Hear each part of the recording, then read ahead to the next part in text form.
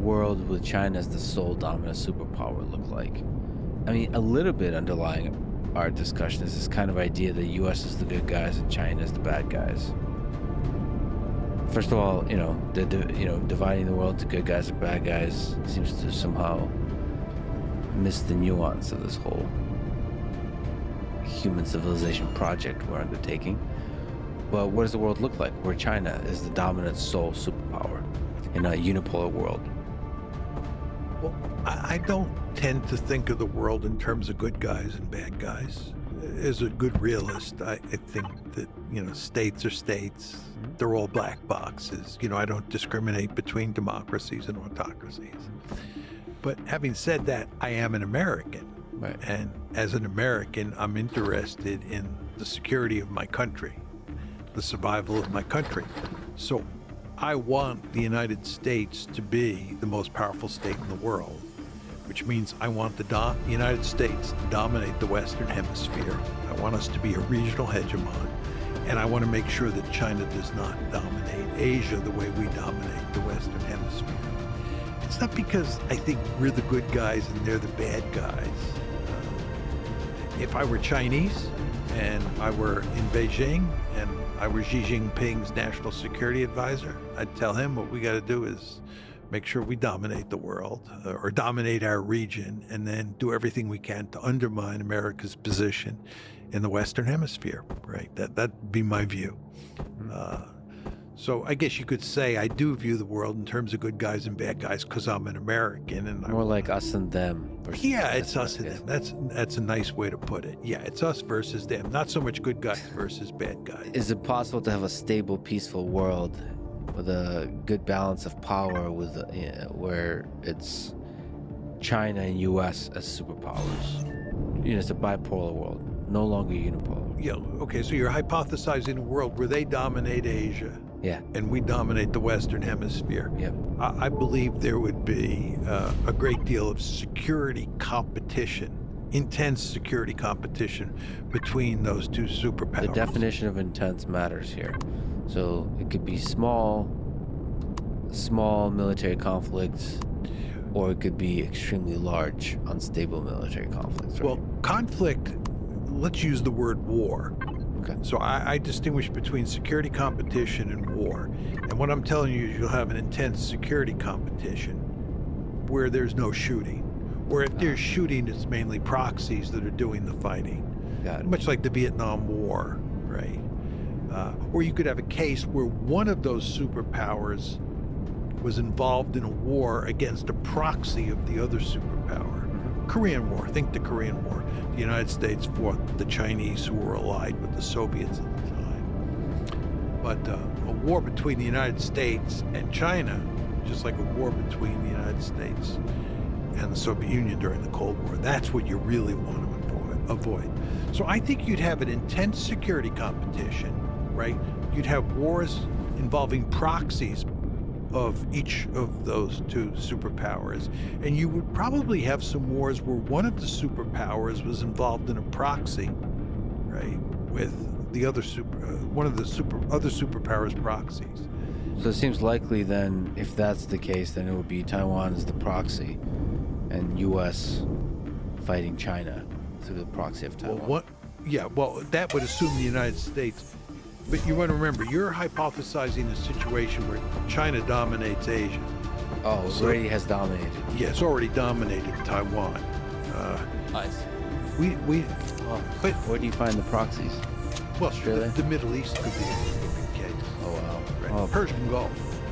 Right. Oh, boy. And then our discussion of Israel becomes even more dramatically. Yeah, well, Israel gets involved. I think in this scenario, if you're talking about a U.S.-China competition, right, and you're talking about the Middle East, I think it's the Gulf. It's the Saudis, the Iranians, the Iraqis. It's the oil. Don't you think it could be Israel versus Iran with some very 1984 kind of dramatic partnership of Iran, Russia, and China versus United States, Europe, and Israel? I think that's possible, yeah. I think that's possible, yeah. Now that I hadn't thought about it until you said it, but yeah, I think that is possible. Isn't that terrifying?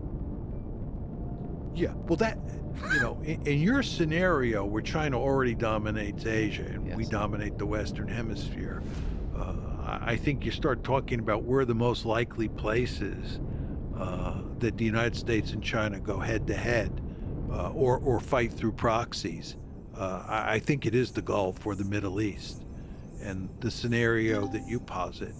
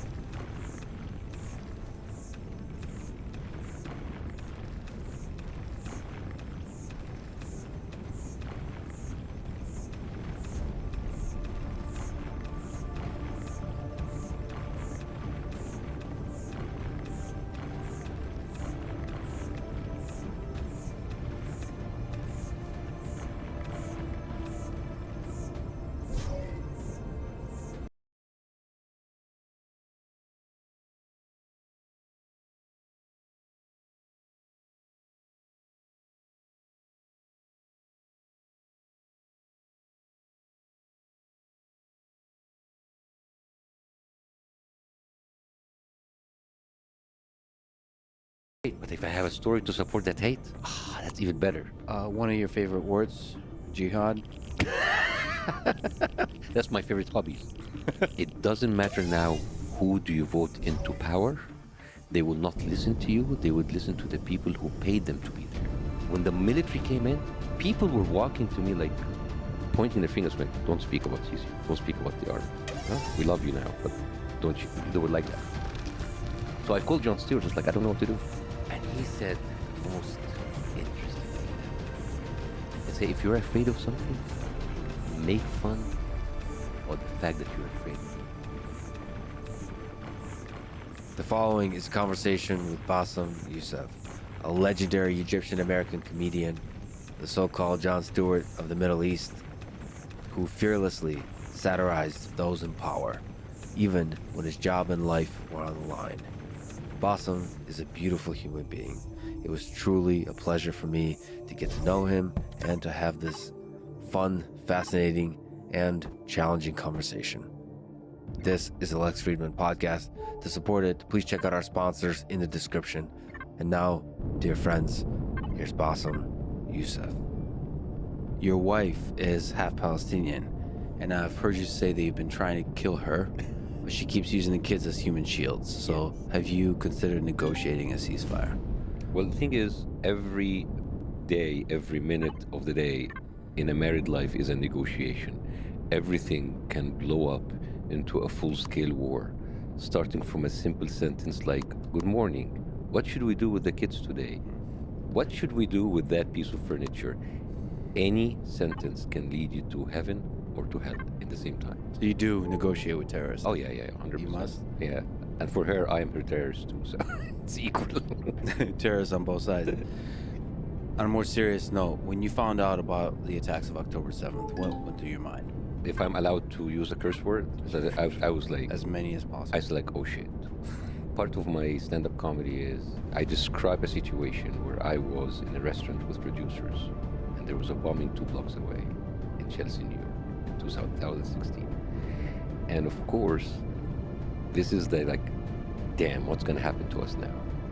And there's like 2 different reactions. There's like the white reaction, which is like, oh my God, I hope nobody is hurt. This is terrible. I hope everybody's okay. And there's the Arab reaction. What's his name? What's his name? What is the name? You know, because you know what's gonna come. It's kind of I was scared what's gonna really happen in that area, and it's like, oh my God, it's gonna be horrible. And the way that it was reported,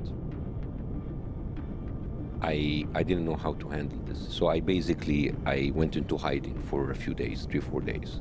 And I talked about Piers Morgan team talking to me 2 times, 3 times. I was like, no, I can't. How can you defend that? How can you defend the rape, the decapitated babies and whatever? And then I started kind of looking in the news a little bit. And then I started seeing people coming on the shows and saying things that I know as an Arab, as a Muslim, as someone from that region, that it's not true. But I didn't know what to say, how to say it. So I said, by the third time when they asked me, I said, like, fine, put me on. And I went there. It was more of a, figuratively speaking, a suicide mission, and because it's a lose-lose situation. I can lose stuff in Hollywood. I remember my manager's like, Basim, be careful. I mean, are you sure you want to do it? My manager was like, please don't do it. Please don't do it. And on the other side, if I don't perform well, whatever well means, I'm gonna be rejected by my own people. So it was a lose-lose situation, because whatever I say, it will never be enough, and whatever I say will not be good enough. And I was going into there, and I felt that I was going into a trance for the 33 minutes that I was on that interview for the first time. You blacked out. I blacked out.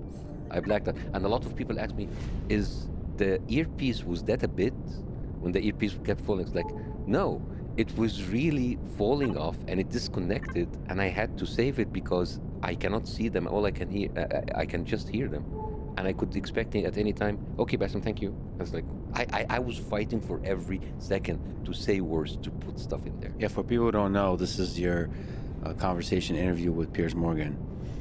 And you couldn't see. I couldn't see, I was just like the lens with the camera. And I was just like a surreal dream or nightmare. Yeah, hello, Basim. I was like, hello, Basim. I was like, hi. and it could end at any moment.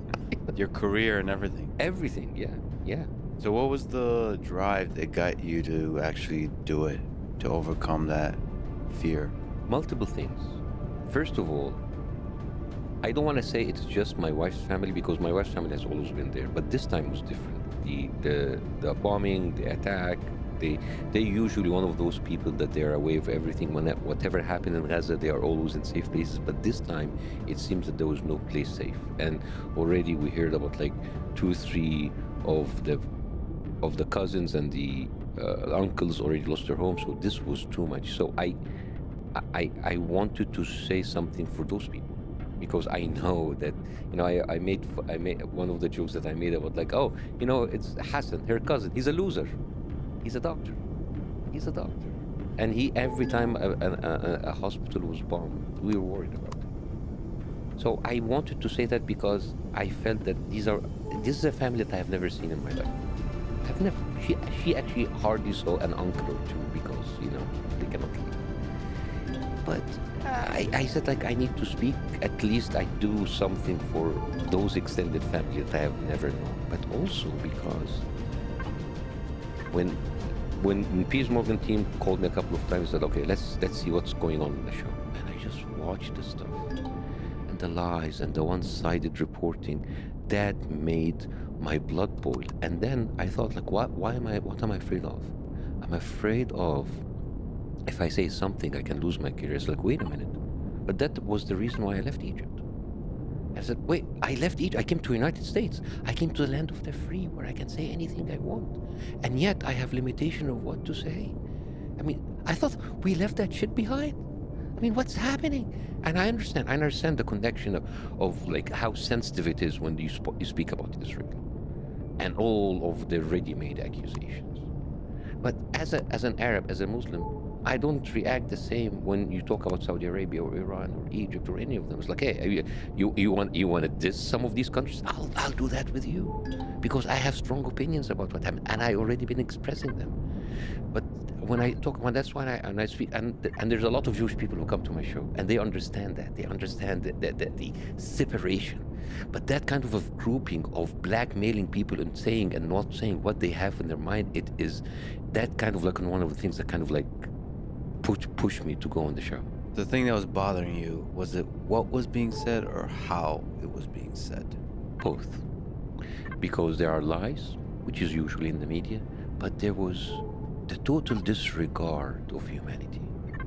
You talk a lot about, in your show, about human suffering. And I felt that here the human suffering was not equal. I felt that's why I came up with this, like, what's the exchange rate today? What's the exchange rate today? There's, of course, it's terrible to see anybody die, but I feel that, like, isn't our life not worth anything? Yeah, you had a chart akin to crypto. Yeah. From an you analyze it from an investing perspective, of course, in the dark It's the human kind of ROI on And you were saying that a certain year was a good year. Yeah, For 2014. 2014 was a good year for investment purposes, and also to refer to a family member that you called a loser. You were saying that you called him, had a conversation with him, and he keeps saying that he's not using anybody for human shields, and then you called him a loser. What do you do? You can't even keep a The job. liar. He lied to us because I have to believe. But this is what the one thing. It's like it's also one of the things like how it was said. It was stuff that I've been hearing. I don't know what turned on in my head, but it's stuff that I've been hearing all my life from the media. Israel warns civilians before bombing them, and that's okay. But that's not okay. Israel is trying to minimize the civilians but killing them anyway, and that's okay. But that's not okay. So it is kind of like the indoctrination that we've been hearing as if it is okay, and then suddenly it's not. Yeah, there's a kind of several layers of bullshit, almost sometimes hiding the obvious horror of the situation with kind of politeness and all this kind of stuff. Just the basic value of human life. That said, it's a difficult situation. It is. It is. What would you do if you were Israel? BB called you. Awesome. Big fan of your comedy. First of all, would you hang up right away? Would you hear him out? No, I'll definitely hear him up. That's like that was like, wait a minute, that's material. That's Yeah, it's good material. material. That's material, man. It's like so Go Netanyahu on. called me. Yeah. I was sitting with my family, just like I have my phone, and it's like, oh, Netanyahu. Yeah, it just shows up that way. I mean, what would you do? What would you do in this situation? To answer this question, we need to understand how Israel thinks. There is an incredible speech given by Gideon Levy, the famous Israeli reporter in Haaretz. And he describes a situation where he was in the West Bank and there was a checkpoint. And in that checkpoint, there was an ambulance with a Palestinian patient. And it was there sitting for an hour and a half, not moving. And then he went to talk to the soldiers, like, guys, why are you not letting them go? It's like, let them go. So like, and then he told them, imagine if he was your father. And the soldiers stood up. It's like, what? These are pigs. These are not humans. So when you tell me what would you do if Israel would do, it really we need to ask, how does Israel look at the Palestinians and view the Palestinians? Because they do look at them less than human. And there is an incredible talk by Mihor Meyer. He was a Holocaust survivor, and he said, I learned in Auschwitz when I was there in the concentration camp that in order for a dominant group of people to dehumanize another group, they need first to dehumanize themselves. And Israel looks at Palestinians as lesser people, as lesser beings, as some people who are dispensable. And the way that they treat them is that they don't really care about, that's why the exchange rate thing. So for me, if I am Israel, it will be like, what would you do if you're the United States in the time of the Native Americans? They were killing people with the millions. When you dehumanize a group of people, you really don't care. So if I was Israel, I would do exactly what Israel is doing right now, because there's no one is holding me accountable. There's no one stopping me. And I can get whatever I want throughout my history through violence. I think a lot of the things you just said are a tiny bit slightly exaggerated. So let me try. Let's try. So not everybody in Israel. Of course. So let's look at several groups. So people in government, IDF soldiers, and citizens that are neither of those. And not everybody of any of those sees Palestinians as less than human. Just some percentage. So what percentage is that in your sense? It's the people who have the power. So it's mostly the focus of your commentary. When you say people in Israel, you really mean the people in power. People have power, but as much as of course I mean the people in power, because when I speak about Israel, even when I speak about America, I speak about people in power. When I speak about Egypt, I speak to people who have power, because I can't really talk about the 100 million people in Egypt or the 11 million people in Israel. Of course not. There are people who go in and they demonstrate against Netanyahu and they want him out of the government. But we have to admit that the Israeli society as a whole have moved quite a bit to the right. And has been like many extreme. And you know what happens when you go to the right or you go to the most extreme, the other person go to the most extreme. And extremism breeds extremism. So thank you for the clarification, but like I really meant with the people of power. When people criticize the United States for going in Iraq, of course I'm not criticizing citizens. But you made another point, which is an interesting point, and it's very difficult to see in the heart of people. But I wonder if you look at the average Palestinian and the average Israeli, and when they look at the other, do they have some hate in their heart? Well, everybody probably has some. What is that amount? You know, when you look at a person that looks different than you, how much hate is there? It depends on what is the living situation of each person. So in the Berlin Film Festival, just like a couple of weeks ago, there was an Israeli and a Palestinian receiving an award together.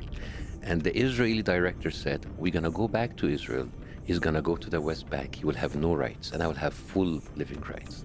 These people managed to work together and be friends, and they have empathy to each other.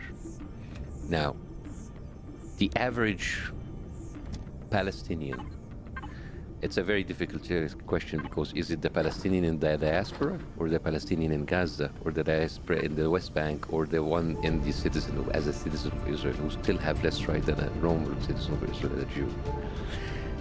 And it really depends. There are people Arabs in Israel who are having a great life, and there are people, Arabs, who are having a miserable life. But definitely people that live in Gaza or in the West Bank is kind of like on the lower tier of the living conditions. Now let's talk about the hate. What does that Palestinian see from the Israeli? The Palestinians see oppression, limitation of movement, limitation of freedom. They have, and then when there's something happens, you see the full force coming in, destroying their home, taking away members of his family. There would be absolutely no reason for him to love that. The Israeli, because he doesn't have the power, but he lives under his government, all he sees is the rockets or whatever, but like he sees the reaction, and he doesn't see what happened to those ones. And as humans, we are selfish. We see what really affects us as humans. And I cannot even imagine what it would be like to live as a Palestinian. And I'm not even talking about Gaza, because everybody talks about Gaza. But let me give you an example. And I'm not going to talk about the 12,000 kids killed in Gaza. Let's talk about just like the 4 weeks in the West Bank. March 4th, Amr Najjar, age 10, sitting next to his father, shot while he's sitting in a car next to his father by the IDF soldiers. Mohammed Ziad, 13 years old, March 3rd, shot in front of a UN school while sitting with his friends. Mohammed Ghanem, age 15, March 2nd, he shot while standing in front of a storefront during a night raid. February 23rd, Saeed Jardal, he was killed by a drone fire. February 22nd, Fadi Suleiman, killed while standing in front of the top of a Red Cross building. Nihal Ziad, February 14th, Valentine's Day, killed, a shot in the head while leaving school. February 11th, Mohammed Khattour, US citizens, killed while being in a parked car. And Mu'adh Shams, February 9th, killed right in front of his home because a military car came reversing back to him, and then somebody opened the door, shot him, and leave. This is a daily life of people in the West Bank. What is the justification that IDF provides? Terrorism. Terrorism. Or, I don't know, I mean, you cannot really say like human shields, but they would say like they were throwing rocks. There was a guy who went on Chris Rock, and he said like his son, a US citizen, was killed, and it was like they were throwing rocks, so we killed him. Even when they were throwing rocks, you killed him. But the thing is, you see, this is how easy for them to get rid of Palestinians. I mean, I love, like, I had to say I prepared a little bit for the podcast because you are in tech. So, and I am ignorant in tech. There is a movie called The Lab. It is directed by an Israeli director called Yotam Feldman, and he talks about how the military industry in Israel is very advanced. And what is really mind-boggling is in that movie he shows how the military tests its weapons in the field in urban areas on Palestinians. It is heartbreaking. You know, as a doctor, there's 5 stages of trials. There is like there's discovery, preclinical, clinical, and then market and then post-market evaluation by the FDA. The FDA approval and then the FDA post-market. 5 just to take a pill. And you go in and he interviews people as like, where did you test this? And they test it in the field. So when you just like, when human life is so cheap and it is so indispensable, it gave me a visceral reaction, because you know, we as human, this has been actually the state of humanity. Humanity have lived and survived and thrived by actually killing each other. But there was kind of like we were removed from it. People in Greece didn't know what the Alexander the Great was doing. He was killing and pillaging, and like we called him the Great but he was killing. He was conquering, he was invading. Julius Caesar, all of the greats, he was doing, but killing was difficult.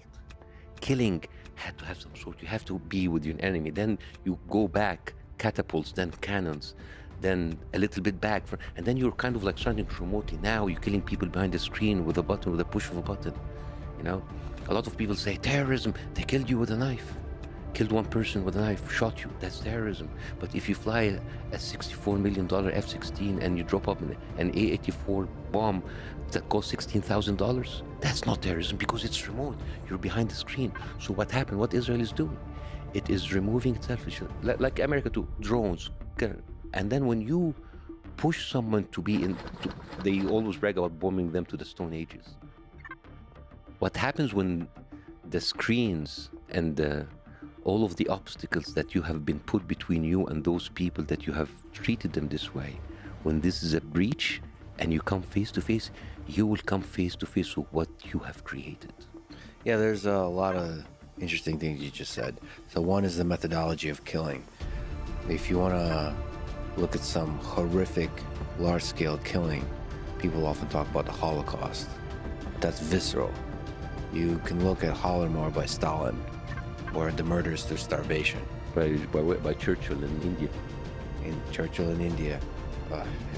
The Great Leap Forward by Mao. Yep. So starvation is a thing we don't often think of it as murder, because it's quiet, it's slow, and the interesting thing about starvation is that the people don't complain as they're dying because they're exhausted. That's one. And the other is the value of human life. It does seem that every culture has a unequal valuation of human life. So those two things combined create a complicated military landscape of the world. Yes, but the thing is that how we would look at technology as the savior. As we talk about how AI will disrupt. And now if you talk about like going to the West Bank, the people in the West Bank walk and they don't see humans. They see people shouting them from towers or behind the screens or and they have like biometrics that is developed by Basil system, like that's done by HP or Google and Amazon, who are like part of Project Nimbus. And you see IndyVision developing all of this like metric and surveillance and all of that stuff. And then you have like something like the gospel, that like people have actually said that like the gospel can actually create a target list using AI and give you a green, yellow, or a red to go ahead. And now AI is not just disrupting the market, it's disrupting our humanity. And we became so comfortable killing people from afar, killing people with a push of the button. And now it is like, it's like dating apps, you know, when you swipe left and right, and it's like, oh, right, it becomes so like cheap. It's not like meeting someone. It's like, it's like a lot of fish in the sea.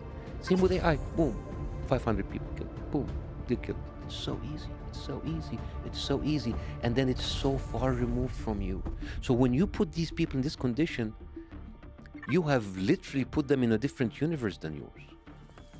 You are behind in your air-conditioned screens, like pushing them, blowing up a university. It's amazing. But then you meet what you have done, that you meet the Frankenstein that you have created. And then people are like, oh, look what they did to us. You just gave me this image of a dating app from hell, where leaders are just sitting there and kind of swiping left and Something right. like invade, Yeah, destroy. just bored, Like laying in bed. puppet government. Yeah, and then turn off the phone, go to sleep. So I traveled to the West Bank, and I mentioned to you offline that I really loved the people there. Just, I've met a bunch of people like that in Eastern Europe, where I grew up. Like the flamboyant, the big personalities, all of that.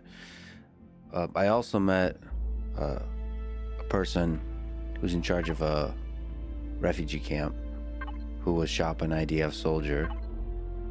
And I'm not sure the words he said are important as the consequences of the thing that you mentioned, which is the deep hate in his eyes. That didn't feel repairable at all. It was pain. It was like a foundation of pain, and on top of that, a hatred. And it was like, wow, this is what you kill one person, this is what you create.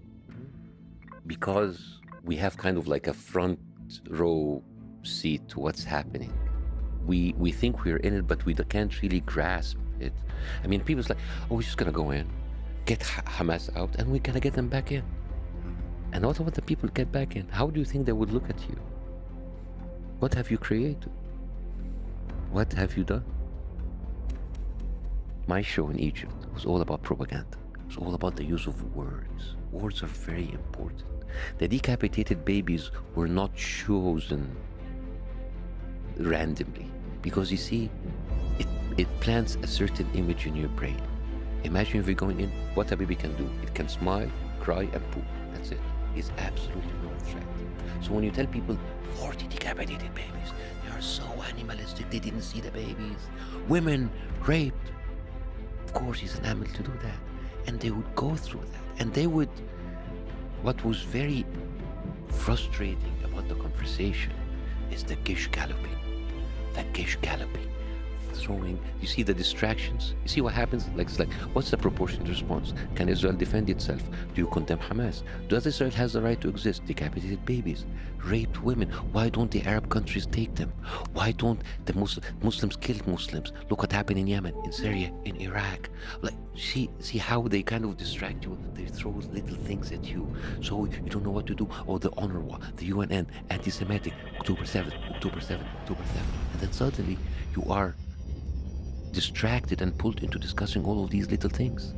And you're not discussing what's happening right now. It is basically stalling, giving them time to do what they do. So there's some degree to the propaganda, the beheaded babies and all this kind of stuff, that is so over the top that it shuts down actual conversation about actual wrongs, war crimes on both sides. So it's overstating it to where everyone on social media and everywhere in the press and everywhere is arguing, almost become desensitized to actual horrors of death, which are more mundane. They're not so dramatic as beheaded babies. Yeah, because people, a baby is shot, but decapitated babies. There's like a knife blade that goes into the skin, the trachea, the flesh, the spine. Decapitated. Like how, you can just like, he's dead. No, you go in, this is the hate, there's so much hate. And that's why You have made me laugh at the darkest shit. You're such a beautiful person. Your dark humor is just wonderful. But you see, this happened to Jews before. Remember blood libel? Where did the blood libel come from? It comes from these rumors that Jews suck babies' blood. This is what they did to That's them. what's in the cup. Exactly. That's a very delicious baby blood. Delicious baby blood. But this is what you do. You tell people something, and it happened with the Native Americans when they were here. When they went in and they wipe a whole tribe. So and Jewish people are one of the minorities that were persecuted and had this used against them for a very long time, and it is terrible and it's terrifying that's been used again. So I just did a very lengthy debate on Israel and Palestine. And the really painful thing from that, there's two historians. It was deep, it was thorough, it was fascinating. But in constantly asking about sources of hope or solutions, there was none. There was a sense of, like a really dark sense of, it's hopeless. From both sides, it's hopeless. So, I look to you. for a source of choice. for a source of hope. Do you have is there any hope here? Solutions, short term, long term. Obama have kind of summarized this beautifully in his book. He said, the reason why the Israeli-Palestinian conflict is so chronic is one side have so much power and the other side have absolutely no power. And that's what Obama said. He said, like, you have Israel that basically don't listen to us because they're supported by people who are bigger than the president, bigger than the administration. They know that they can. I mean, like like Netanyahu was caught on tape many times saying, like, he's basically like belittling Americans. Like, we control 80% of the population. We don't care. This has kind of like nonchalant, kind of like, we have them. And there's nothing really that compels Israel to give up anything. Because at the end of the day, what is compromise? Compromise is like, I give something, you give something. Israel is not giving anything. And they project that on you. So, for example, how many times have we heard like, oh, Palestinians were giving like 4, 5, 6, 7, 15 chances and they said no to them. And yet, when you read the history, that's not the case at all. Like, for example, in 2000, the whole idea about like Arafat walked away from Oslo, that didn't happen. And there is an incredible video by, what's his name, Joe Scarborough with Misha. And they were hosting her father, Brzezinski. He was the national security advisor. And Joe Scarborough said, like, well, like Arafat left the Oslo Accord and the Palestinians left. And then Brzezinski said, like, this is like embarrassingly shallow. It's like, listen, what happened was there was a lot of catches on the Oslo Accord. It was very unfair to the Palestinians. So Arafat said, like, I agree, but I need to take it to the Arab capitals. And they went to Sharm el-Sheikh. They came to Egypt, and he and Ehud Barak went to there. And then Ehud Barak left because there was election, and he lost. The Ariel Sharon came, and it was destroyed. This is one of the reason why people. It's kind of like facts don't matter as much as what is the narrative that is being controlled. But what were the biggest barriers to peace there? Do you think it's fundamentally leaders don't want a two-state solution, or was there nuanced small differences that, if solved, could have led to a two-state solution? I mean, there was a certain point when the Israeli leaders were more open to compromise. But I can't say that because each time Israel gives back land, it has to be after some use of force. The 1973 war, the Intifada, the first and second, the casualties in Gaza, they never give up land willingly and because of peace. Because if I have that much military, I can do whatever I want. Why would I give up anything? I have that much power. Why would America or China give everything if they're so powerful? And especially if they have this kind of open check from the United States. So it is really about what can push Israel to give up something. Because you are so much stronger than me. What could compel you to give up something? And this is why the whole thing about like trying to equalize Palestinians and the Israeli state and government, it doesn't make any sense. So what is the source of hope? Jon Stewart, who will talk about it from many angles, somebody you admire, a friend, he proposed a two-state solution. Of course. Look to the comedians for hope. Yes, well, everybody's talking about the two-state solution, but Israel has said many times on Netanyahu and Bennett, like, there's going to be no state solution. They in the past, it's like even Naftali Bennett, he came in on Hard Talk. It's like, yeah, maybe in the past we wanted two-state solutions, but like, look, every time we give them land, they kill us. So no state solutions, and they are openly saying it. But that's perhaps rhetoric. The rhetoric that is supported by action. Because look at what they're doing in the West Bank that you said. They are cutting it, illegal settlement, piecemealing it. So if you have an intention at all to give them anything, why would you keep doing this? And you've called it a bunch of little Gazas. Yeah. It's a nice little picture of what's happening. Piecemealing it, because it is what happened in the past 4 months. The Palestinians have been microdosing on it for a very long time. Little by little. And we would shout every time when it gets too much, and then we shut down, and then little by little. But this time it was hard. It was hard to see the blatant oppression, and the word said, maybe the Hamas Ministry of Health are giving us the bad numbers. Maybe it's just human shields. And I laugh. There's 13,000 babies killed. Does that mean that there are 13,000 military targets hiding in their diapers? Because it is so, it doesn't make any sense to kill that many babies. It's like, oh, oops, it is out of our hands. It's hard to know what to do with those numbers. I mean, it's just one baby is enough. But you know what happens? When you hear so many numbers become numbers. And you become so desensitized. And this is why there's a difference between saying 13,000 Palestinian kids dead. It's like Mila Cohen, an Israeli baby, 10-month-old. She was killed in her crib. And this is what we hear from CNN. We never hear a story about a Palestinian kid. That's why, thank you for giving me the space for saying the names of the Palestinian children that were killed just for 4 weeks. Like, it's because humans needs context. They need depth. They need like a 3D look at what they can look at. But if you just tell them numbers, they don't mean anything. Is there some degree to where both leaderships, Hamas, PA, Palestinian Authority, Israel, all want war, like perpetual war to remain in power? That's an interesting question. But I mean, let's admit something: the Arab regimes in the area have actually used the problem of Palestine in order to stay in power, in order to get excuses like have this enemy. And Israel, the Israeli government has used that too, and maybe the Palestinians. But my problem when going into discussion this is that the two sides are not equal. They're not equal in power, they're not equal in influence, and they're not equal in international support, especially with the United States. So Palestinians can...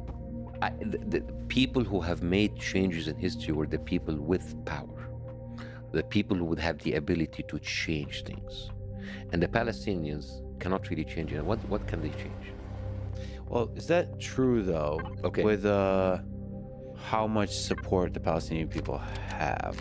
So, just like you said, there's a lot of Arab states that will voice their pro-Palestinian position in order to distract from the own corruption and abuses of power in their own countries.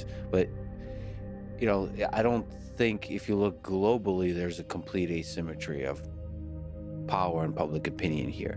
Maybe in the press in the West, but if you look globally... But do they have the same kind of weapons that the Israeli have? So literally power? No, there's a major asymmetry of literal power. Some money to their leaders? Does that make any difference? I mean, and also when you say Palestinian Authority, which authority are you talking about? Hamas or the Palestinian Authority who has been kind of a domesticated, kind of like a puppy for the Palestinians, who basically have been an informant for on their own people?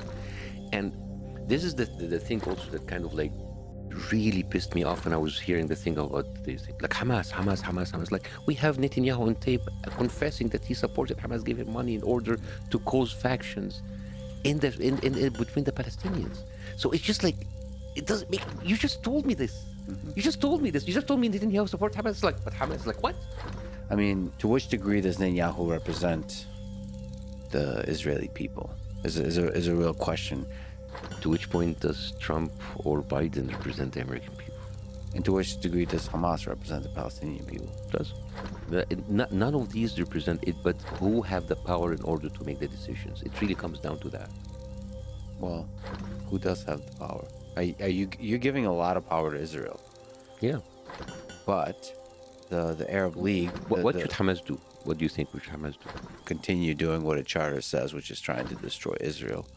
And the role of the Palestinian people is to overthrow Hamas and get a more moderate leadership, probably. And the role of the Israeli people is to vote out this right-wing government and elect a more moderate leader so that there's a chance at peace with two moderate leaders. So before Hamas even got to control 2006 Gaza, there was Ariel Sharon in 2000. And we all know what happened. And Ariel Sharon kind of like came up with this amazing policy of like breaking people's kids' bones in the Intifada. So Hil Barak, he was also like, I mean, which one is moderate? I mean, the thing is, Hamas is a product of what happened. I mean, we can, if there was no apartheid in South Africa, there would be no NFC. There would be no Nelson Mandela. If there were no Nazis in Paris, there would be no French resistance. And I'm not saying that, and again, don't want to be put in a position to defend Hamas or anybody, because you know what that entails. But those are like Hamas, again, not defending them. They went into October 7th. What was their, why did they do that? Like release our hostages, the people in prison. Because if you're talking about people who were kidnapped, Israel kidnaps people every single day. And when they had the first exchange on November 4th, Israel released 400 people, 3/4 of them were women and children. Why are those people in prison? There's 1 in 4 kids that are in prison that stay in solitary confinement, which is by international law a form of torture. And you're putting kids through that. Is it possible? So first of all, ceasefire. Yes. And longer term, is it possible for Arab states and the United States to get together and with power through diplomacy enforce a solution? It's a very, very ideal solution, but you know, and I know, that the Arab states don't really have the power. All of the powers are in the hands of America. They have the power. See, I think they have the power. I know. Maybe they don't want to use it. They don't want. Well, that's maybe they because there's a benefit. Like the dark sense I have is that a lot of people win from the suffering that Palestinians are going through, because they can point to that and distract from definitely corruption in their own states. And then obviously Iran can benefit also from the same kind of dynamic, distracting from the authoritarian nature of their regime. Definitely, but what is the core of the problem here? Is it the Arab states using the suffering, or the suffering itself? And the suffering comes from people being displaced, their homes were taken away. There are 7 million Palestinians in diaspora. 7 million went out there, and now they're living in Canada and America and Europe. They had homes there. They cannot go back to. 1.7 million people of the people in Gaza don't belong in Gaza. They were pushed from other places. The piecemeal thing of people are being, you know, in Germany. I'm gonna shift gear a little bit. It's gonna be a little bit of fun. There is a book that I bought the rights to, and I want to turn it into a movie. And I optioned the right for 2 months, for 2 years, in March of last year, before October 7th. After October 7th, I bought the permanent right. That book is called The Muslim and the Jew, and it is written by an author called Ronen Steinke. I read an article about this book in 2016. And I chased that book for rights for 7 years. I didn't have that much money, but I wanted that book. And that book was translated into English called Anna and Dr. Helmi. And that book tells the incredible story under Nazi Germany, where Arabs went in droves to Berlin in the 1920s after the First World War in the Weimar Republic. And they became doctors and engineers and journalists for 2 reasons. Number one, it was dirt cheap, very cheap, because of the inflation. And 2, a lot of the Arab nationalists didn't want to send their kids to England or France because they were the occupiers. And Dr. Helmi was the hero of that. He's an Egyptian doctor. And that's why I personally kind of connected with him.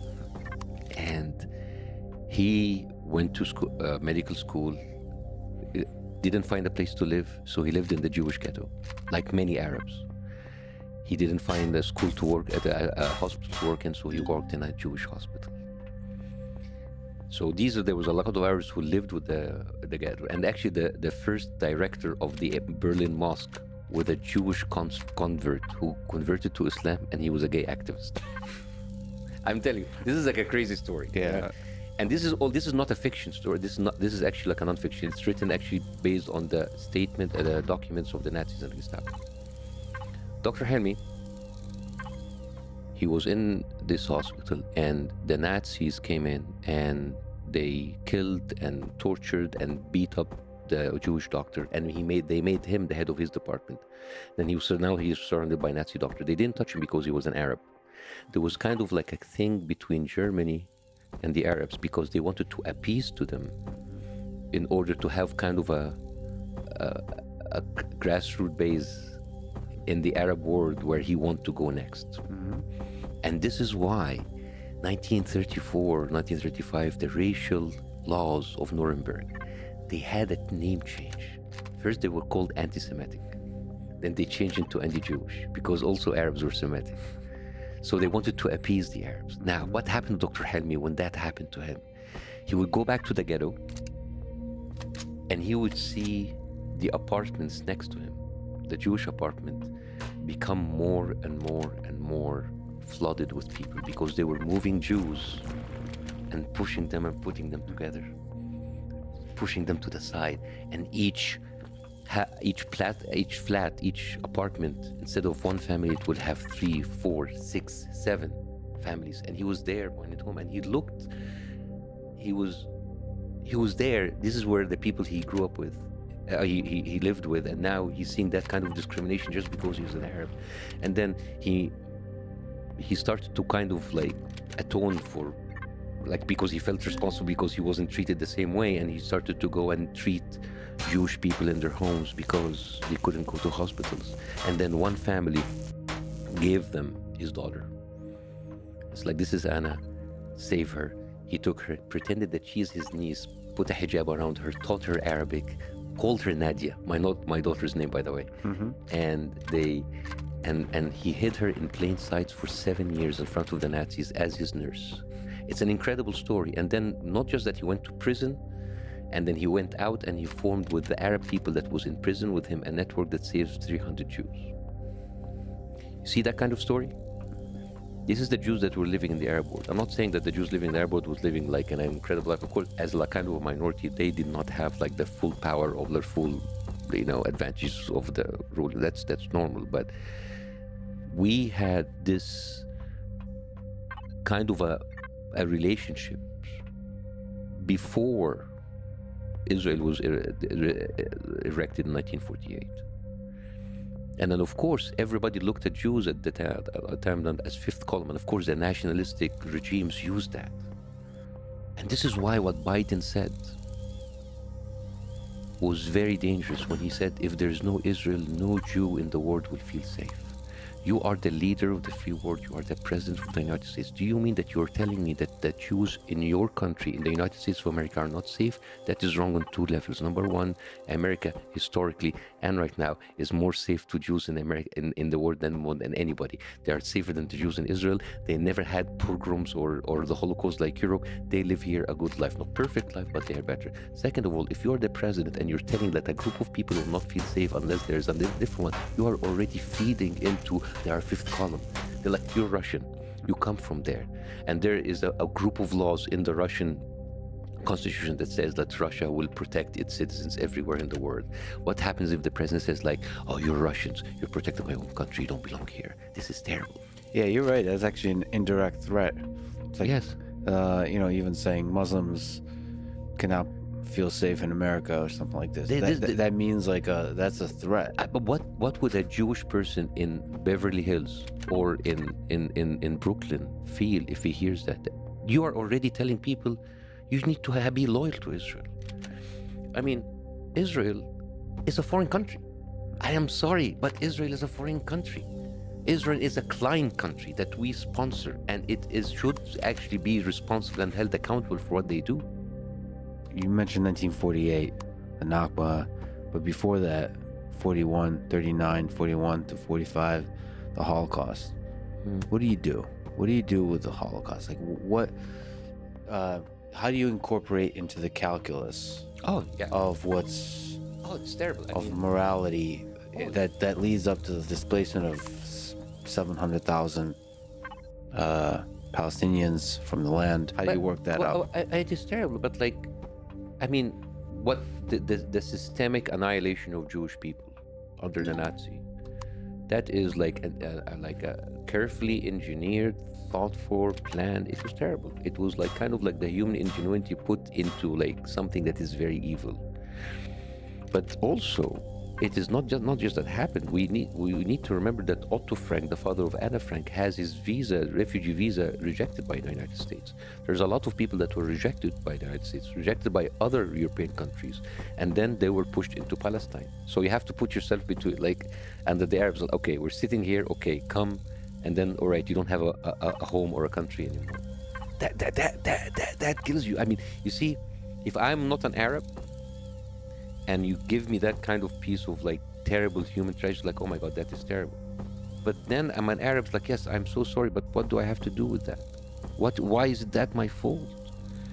The persecution of the Jewish people have started since the 8th and 9th century because they were first anti-Christians, they were like criminal immigrants, they were like conspirators. This is the antis, like people kind of like as if Europe kind of like throw anti-Semitism on us. You understand that, like Henry Ford is one of the biggest he was the inspiration for Adolf Hitler. This is how anti-Semitic Henry Ford was. And you kind of like gloss over that. And then suddenly we as Arabs have to pay the price. Why? Several questions I want to ask there. So, but one, just zooming out, why do you think hatred of Jews has been such a viral kind of idea throughout human history? Oh, it's very easy. It all started from Christ. They killed Christ. They killed Christ. They killed Christ. They're the killer of Christ. That's a very sexy story. That was so, yeah, and that stayed for years. That stayed for centuries. Centuries. They're the killer of Christ. And then the Catholic Church did not allow usury, but they would work in usury, so they become rich. Now the people that we hate, that we accuse them of killing Christ, are becoming rich.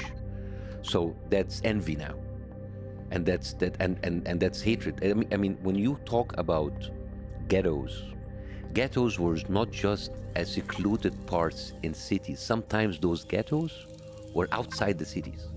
Jews were not even allowed to work a lot of professions. They were not allowed to get into the syndicates of certain professions. So they had to go work usury, and they got rich. So they people hated them more.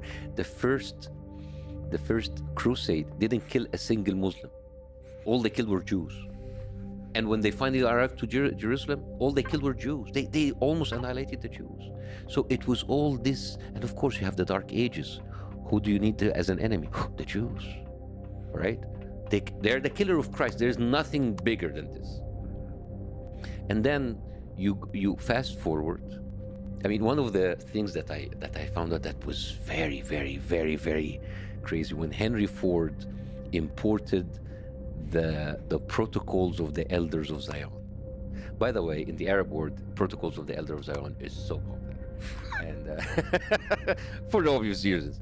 And for the people who don't know it, it's kind of like a bunch of like stories, and basically it's like the Jews saying like, we're gonna control the world, and we're gonna do this and we're gonna do that and whatever. What people don't know, that is a work of plagiarism. It was plagiarized from a satirical play called Conversation in Hell between Machiavelli and Montesquieu. And it is kind of like based on one chapter or one scene or something. It's crazy. But it's crazy how sticky it is. Like, yes, that's weird. Yes, because if I hate you, that's great. But if I have a story to support that hate, that's even better. But it's like one of the best stories, one of the stickiest stories about hate. Of course, it's probably the most effective, because like a lot of peoples hate other groups of peoples, but that's just like the sexiest story of them all. Because humans need to concentrate their hate, their insecurities, and their shortcomings into one thing that they can practice that hate on. If it's a person, great. If it's a group, even better. Right. How do you, into this calculus, incorporate that group is pretty small? There's 16 million Jews worldwide. Mm-hmm. And you mentioned, how is that the responsibility of the Arab peoples? You know, everybody should be to blame for not taking in Jews after the Holocaust. But, you know, the reality of the situation, if we look at the religious slice of this, there's 16, let's say, million Jews, and there's, I don't know how many Muslims, but 1.8 billion. Yeah. How do you, that difference, that 100x difference, do you incorporate that into the sense that Jews in Israel might feel for, you know, the existential dread that we might, this small group might be destroyed? Jews in Israel have every right to feel afraid because of everything that they see and everything they've been told, everything. But I would say that the calculus or the numbers doesn't like, of course, like being small, it is of course a factor, but it is never an excuse in order to take something that's not yours. It's saying like, hey, you have 300 million Americans and we have 52 states, give one state for them. There's too many of them, too many of you, just give them something. You know, it's like the fact that I have something and you don't, and there's too many of me and there's little of you, and then you come in and it's not really Israel against the Arab world or the Muslim world, because we have to say we fucked up big time. But it is the Palestinians that are in, and they are being subjected to that. So it's not really like the 1.8 billion and the 16 million Jews. And the 1.8 billion, if you look at them, some of them like don't care. Some of them live into regimes that are being oppressed, and those regimes are supported by the United States in order. It's easier for me as an empire to take what I want from this country if I control the dictator. And I tell them that his power is linked to my ability to my desire to keep him in power.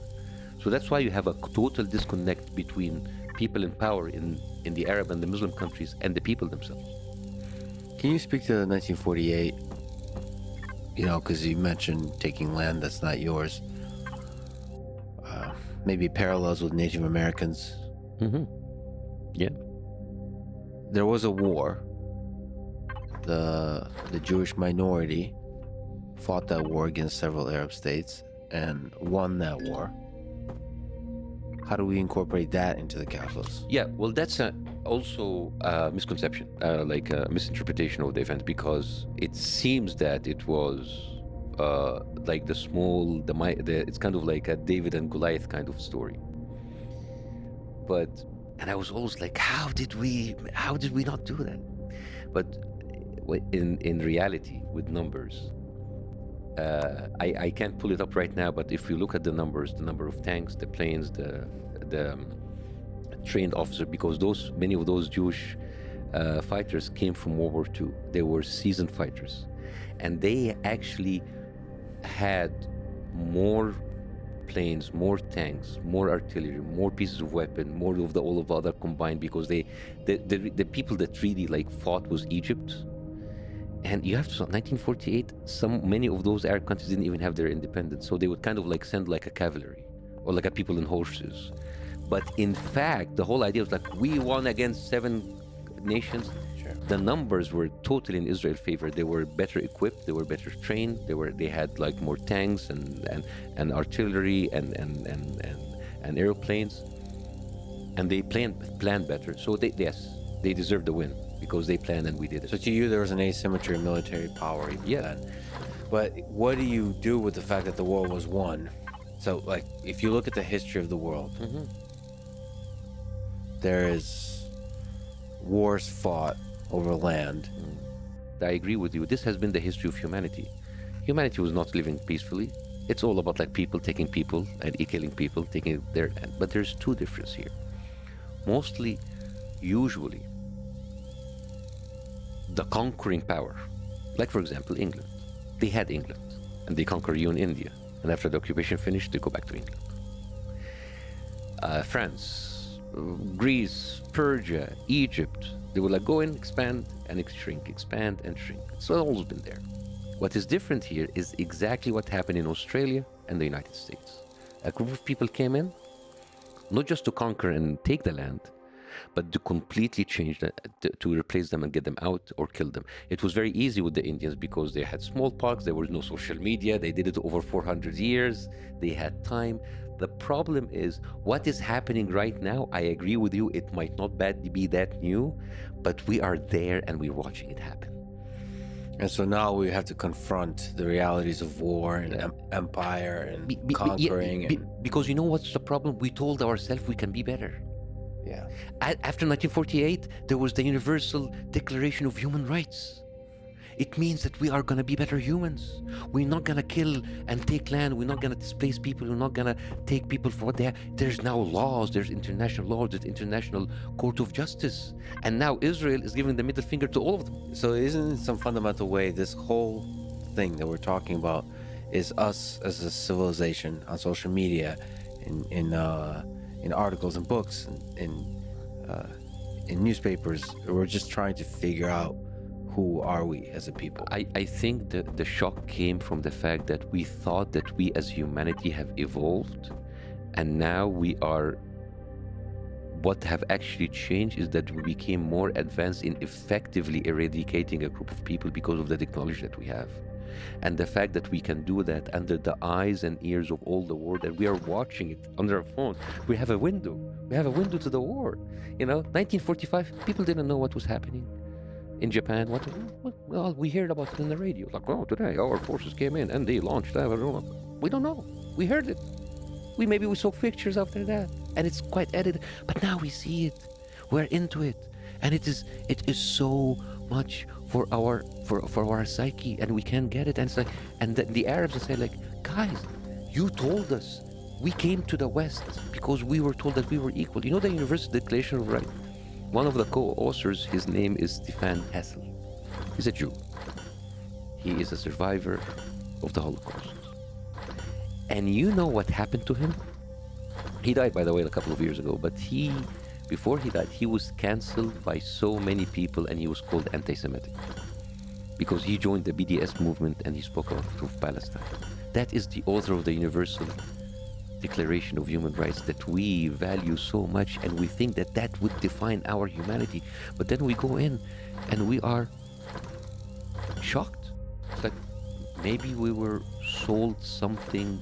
Maybe that was false advertisement. You shared a tweet by an account called Awesome Jew. It reads, Islamo-Nazi comedian Bassem Youssef, comedian in quotes, by the way. Yeah, of course, because I'm not funny. So Islamo-Nazi comedian Bassem Youssef is now denying the October. I love that you retweeted this twice. Yeah. I guess suppose because it's advertising some upcoming dates. He's now denying October 7th massacre. The Muslim radical Bassem Youssef is notorious for his radical said twice, for his radical hatred of Jews in Israel. In a recent clip, he claims that the atrocities committed on October 7th are fabricated or are looking for all information regarding any of his upcoming shows, as well as the venues which host the scumbag. Would Jews feel safe around this Nazi? Yeah. This is my first time interviewing a Nazi. I know. It's the first time I actually get called a Nazi. First time. I have been called so many things in Egypt. So, in Egypt, I was called a CIA operative, a Mossad spy, secret Muslim Brotherhood, a secret Jew.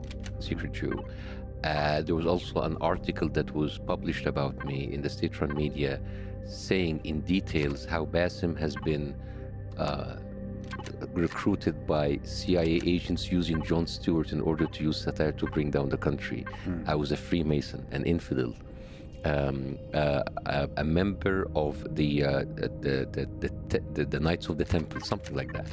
And there's actually people, the Muslim Brotherhood, on their show, they would say like, he is actually an Israeli and they have forged an Egyptian ID for him to come in. So it's kind of like when I guess like, I said, I left all of that behind and I come here, it's like, boom, anti-Semitic Nazi. Damn. I mean, I really covered everything. I don't know what else. I mean, I think I have, it's kind of like I'm collecting PhDs. I'm just like getting like all of these credits. How do you deal with that? How do you deal with the attacks? I mean, this goes back to the decision to do the interview with Piers Morgan? Like how do you like psychologically through all of it? These kind of attacks, at the beginning, it's fun. But when they evolve into something else, so for example, I was like laughing off all of the stuff about calling me this, calling me that, but then when people would come and thread the theater, because it's not the people who are making those accusations that would come to you, it's the people that will hear and see those accusations and act on it. And there's always the fear of like, I mean, we have in the airport a lot of things that somebody would hear something about someone else and go kill him and whatever, like anybody else. So there's this, but somehow I want to make fun of it. And it is to be called an Islamo-Nazi, it must have been the funniest thing ever. Because it doesn't, Islamo-Nazi, wow, how did you, and a radical Muslim, me, a lot of Islamists hate me. They will call me a secular infidel. So it's kind of like, who am I? Maybe I have an identity crisis and I need the people to tell me who I am. Let's go to the beginning. Let's go to your childhood. You grew up in Egypt, Cairo, Egypt. My childhood. Well, let's figure out how you came to be who you are. How did you become an Islamo-Nazi? Yeah, exactly. It's a long journey. I do like the swastika tattoo on your ass, which I didn't. How did you see my ass?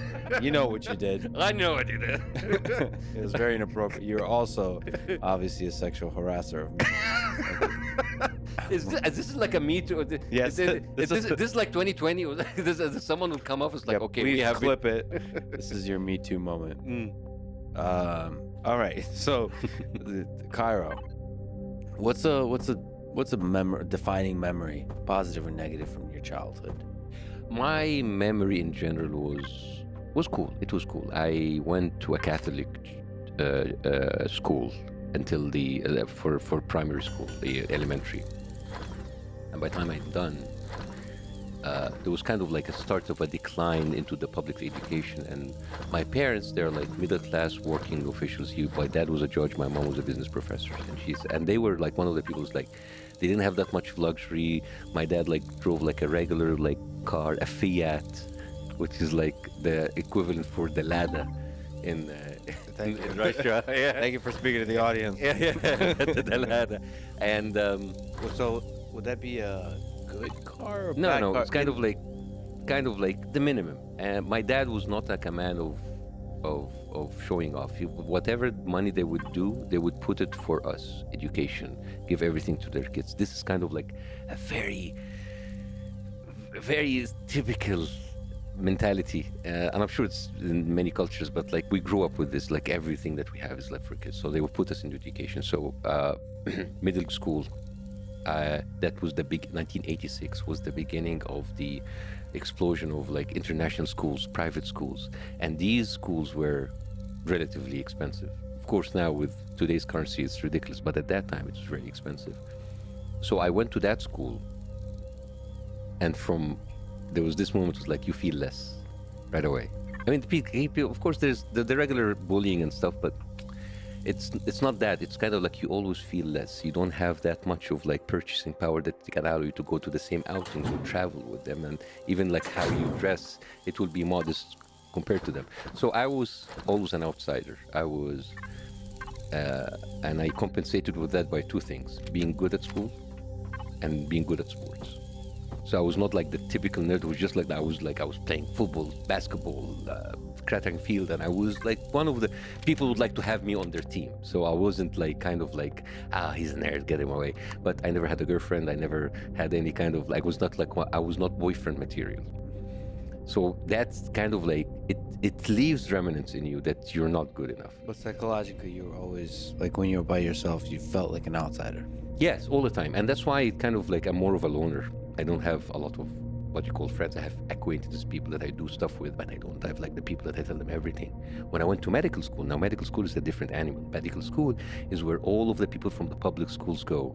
Public schools are very like, they are not, they don't have like, they don't have English language as like a strong part of, but they are brilliant people. So because they would mostly study in Arabic, but they are brilliant and they are very, very, very smart, very sharp.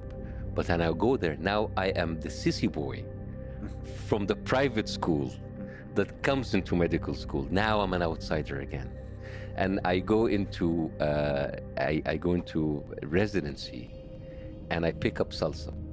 So now I'm a salsa teacher while being a cardiothoracic surgery resident, and I'm an outsider for the third time because in salsa, I'm kind of like the respectful doctor, and in resident, I'm the guy who is just dancing.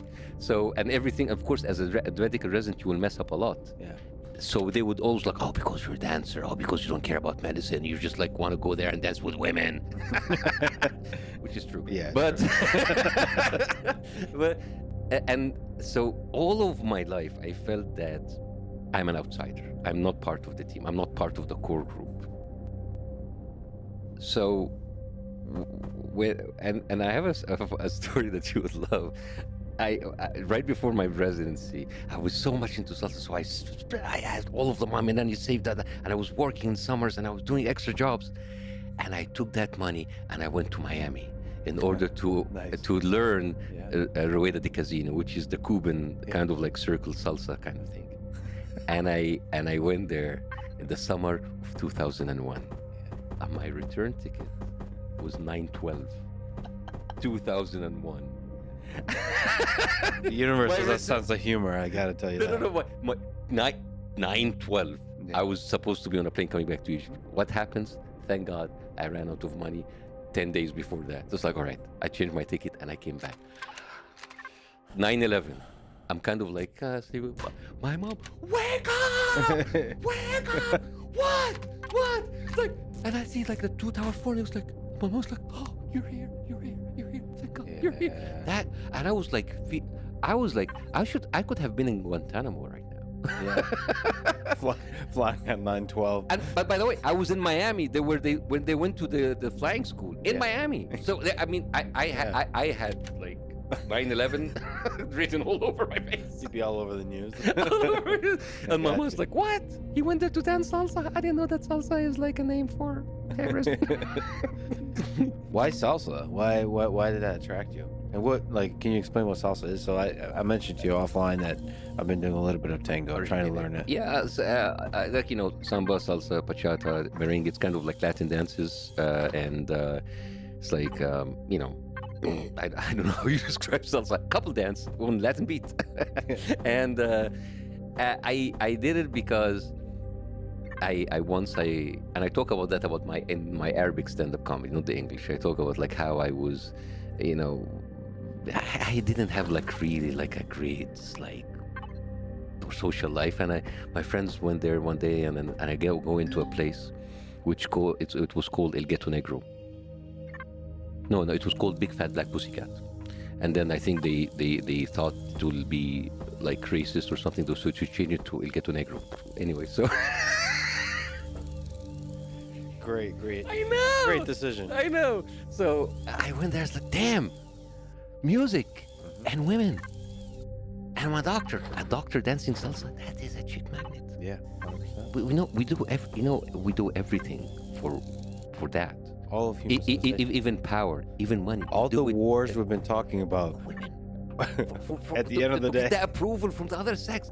We are babies. We are terrible people. Yeah. So of course, like I mean, that was like great. But then as a nerd, I went in so hard, and now I became a salsa teacher. Yeah.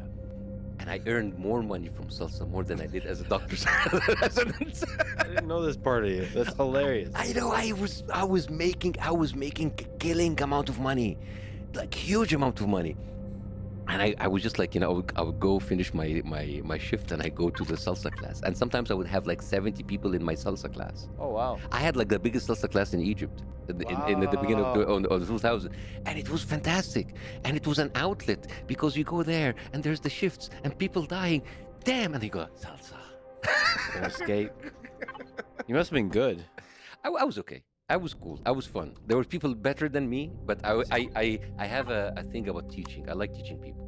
So you mentioned heart surgery. So what motivated you to become a doctor? It was a choice of exclusion. I mean, there's nothing else you can do with these high grades other than doctor in engineering. I hate math, so go be a doctor. This is the Middle East. What do you expect? It's either like in my joke in my show, I said like it can be one of three things in the Middle East: a doctor, an engineer, or a disappointment. That is the choices that you have. So years after, I'm a disappointment. Here I am. You're damn good at it, though. That's a hard path, though. Yeah. Right? And it's a fascinating one. Can I tell you something? Yes. That actually I was thinking about? Why did I actually go into medicine? And why did I always choose the hardest thing, although I didn't love it? And I have to tell you, I had an epiphany only 2 weeks ago. And I don't know if that's actually related or not. You know, remember when I told you I went to this school and I didn't have that much money? And I didn't have the luxury of time or money to be with those people and do what they do. So by the time I finished school, and everybody was going to university, everybody in my school went to the AUC, the American University in Cairo, of course, private, American education, party time, I mean, of course, they're brilliant and everything, but they have a different, social life. And part of me now, I kind of I realized that just very, very recently.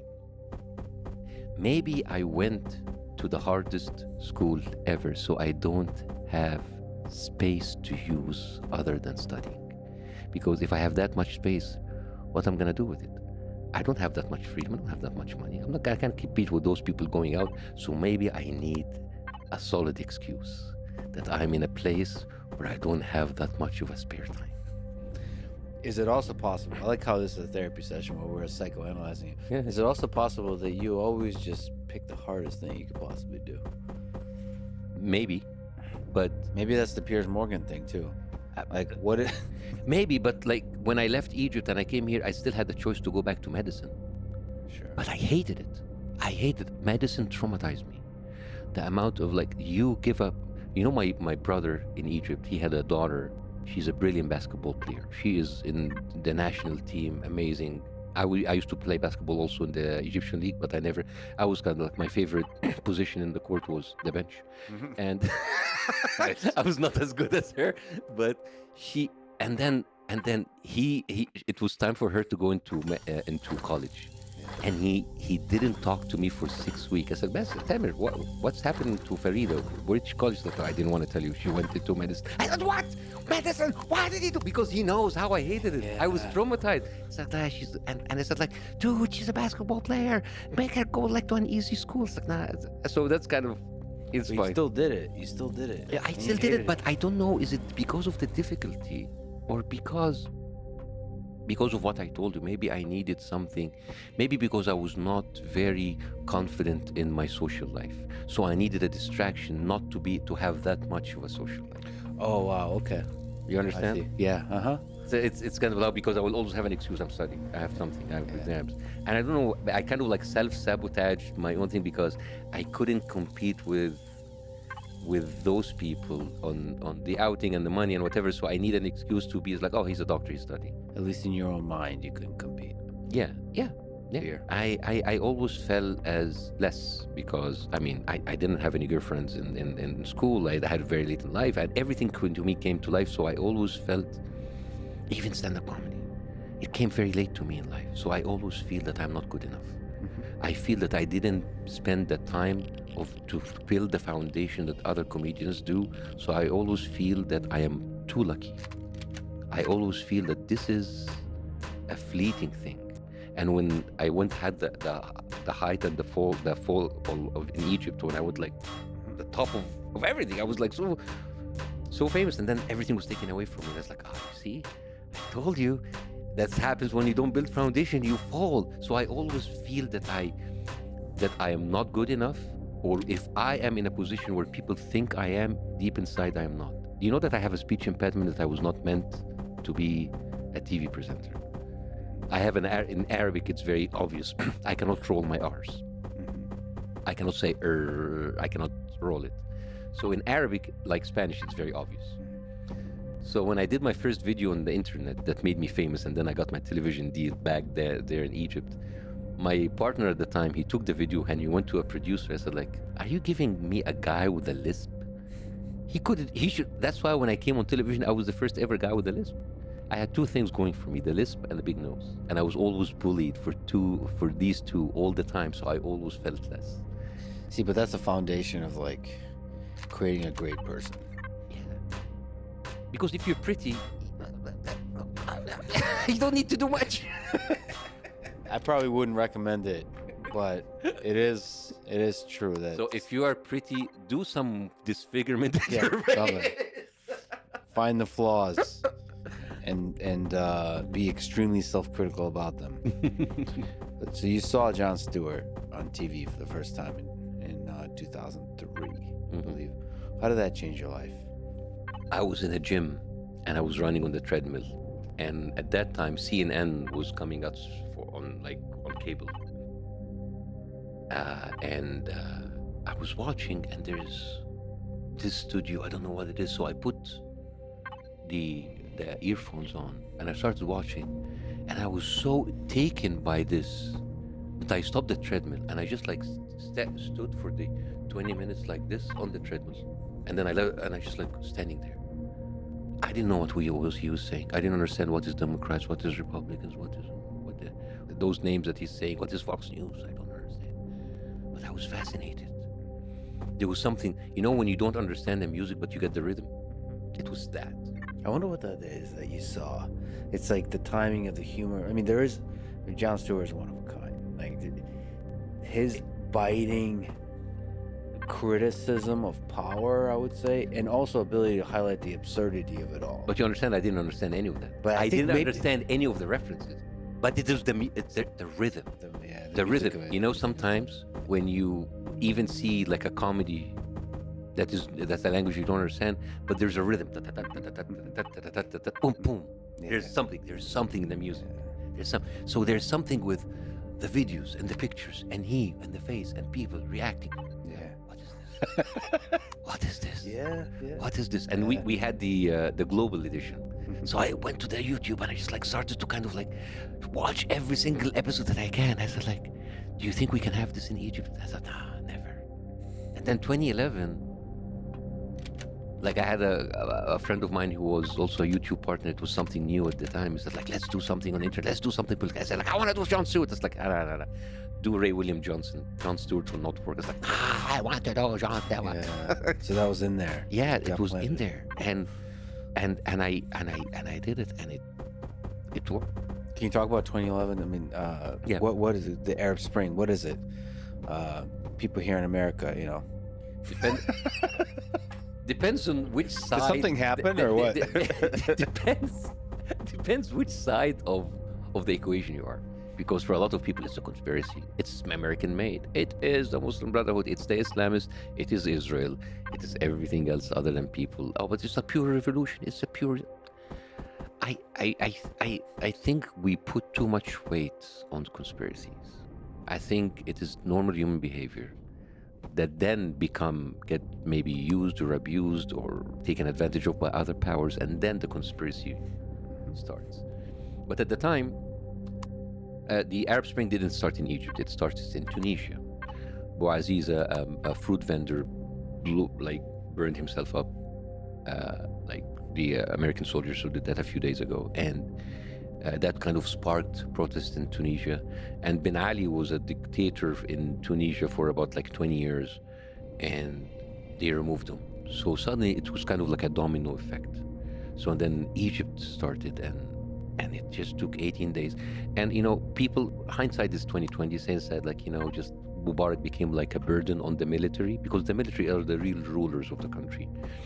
You might have a president that kind of like have certain powers, but at the end of the day, when the military sees that a certain president is like too much of a burden, too much of like a, so like they cut him off. And Mubarak is the leader of Egypt at that time. He was there for 30 years. 30 years. By the way, speaking of which, because it was a joke in your Mark Twain speech, yeah. I got teary-eyed just watching that. That was just great. You're like fucking great. Like what you did with Mark Twain Awards for Jon Stewart. It's great. I mean, your comedy is great in general, and I wanted to go to your show. I definitely will. But that's like a little stroll in the complete tangent of just a masterful introduction and celebration of Jon Stewart. Anyway, Mubarak. Yeah. So 30 years. it's the joke that I say also, like Mubarak had like was a president for 30 years. Like, oh my God, you had a president for 30 years. Like, it's the Middle East. It's a very short first term. Very It's just short. like we're still warming up, baby. Warming up. And I told him, like, we need to plan ahead. We need to plan our vacations, our careers, our jail time. It's just like we need to. Great. So It's true. So we had kind of like the shortest, nicest revolution, 18 days. Yeah. And we thought, oh, 18 days, we can change the country in 18 days. So, but of course, we were naive and we had this kind of hope. So Mubarak was removed. There was an interim period by the military, took it for 1 year. Then they did elections. Muslim Brotherhood came to power.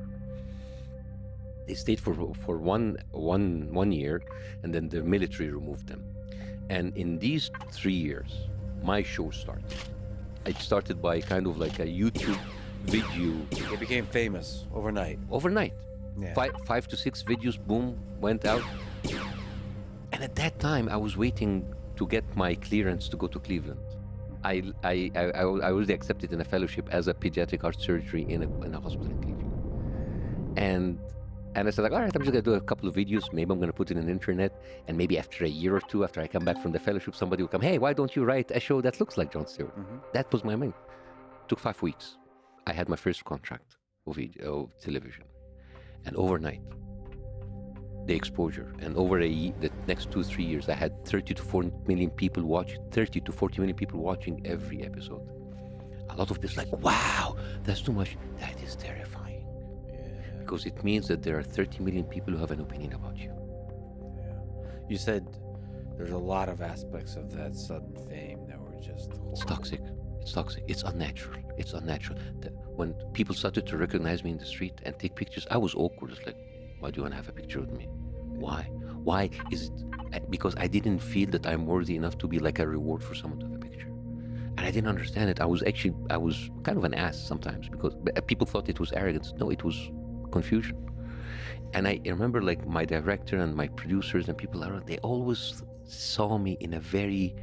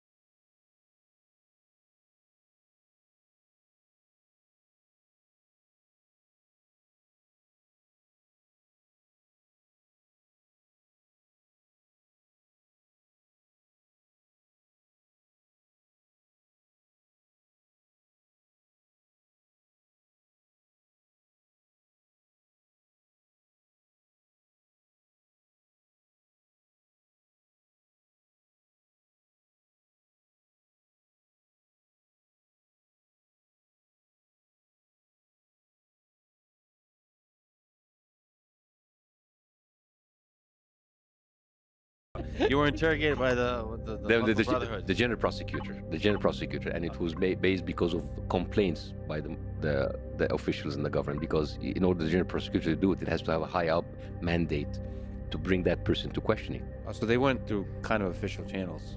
Oh yeah, absolutely. So it's all Yeah, it was official. It was legal. very, legal. yeah, very legal. So I went there and I asked, and it's kind of like a bunch of like insulting Islam, insulting president, spreading false rumors. And I went there and it was funny because I go into the building where there's police officers and their judges, and all of them are big fans of the show, and some of them.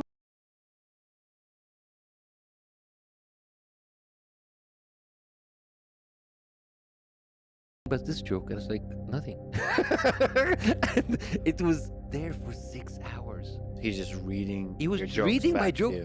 and he's reading the jokes, and the junior judge is sitting there, like cracking up. It's like, oh, I remember that. It's like, guys, That's dark. it's kind of like, Yeah. and I'm laughing, but in the same time, it's like the whole situation is ridiculous. But then at the end, I was released on bail, so I went back to my show, and I make fun of that.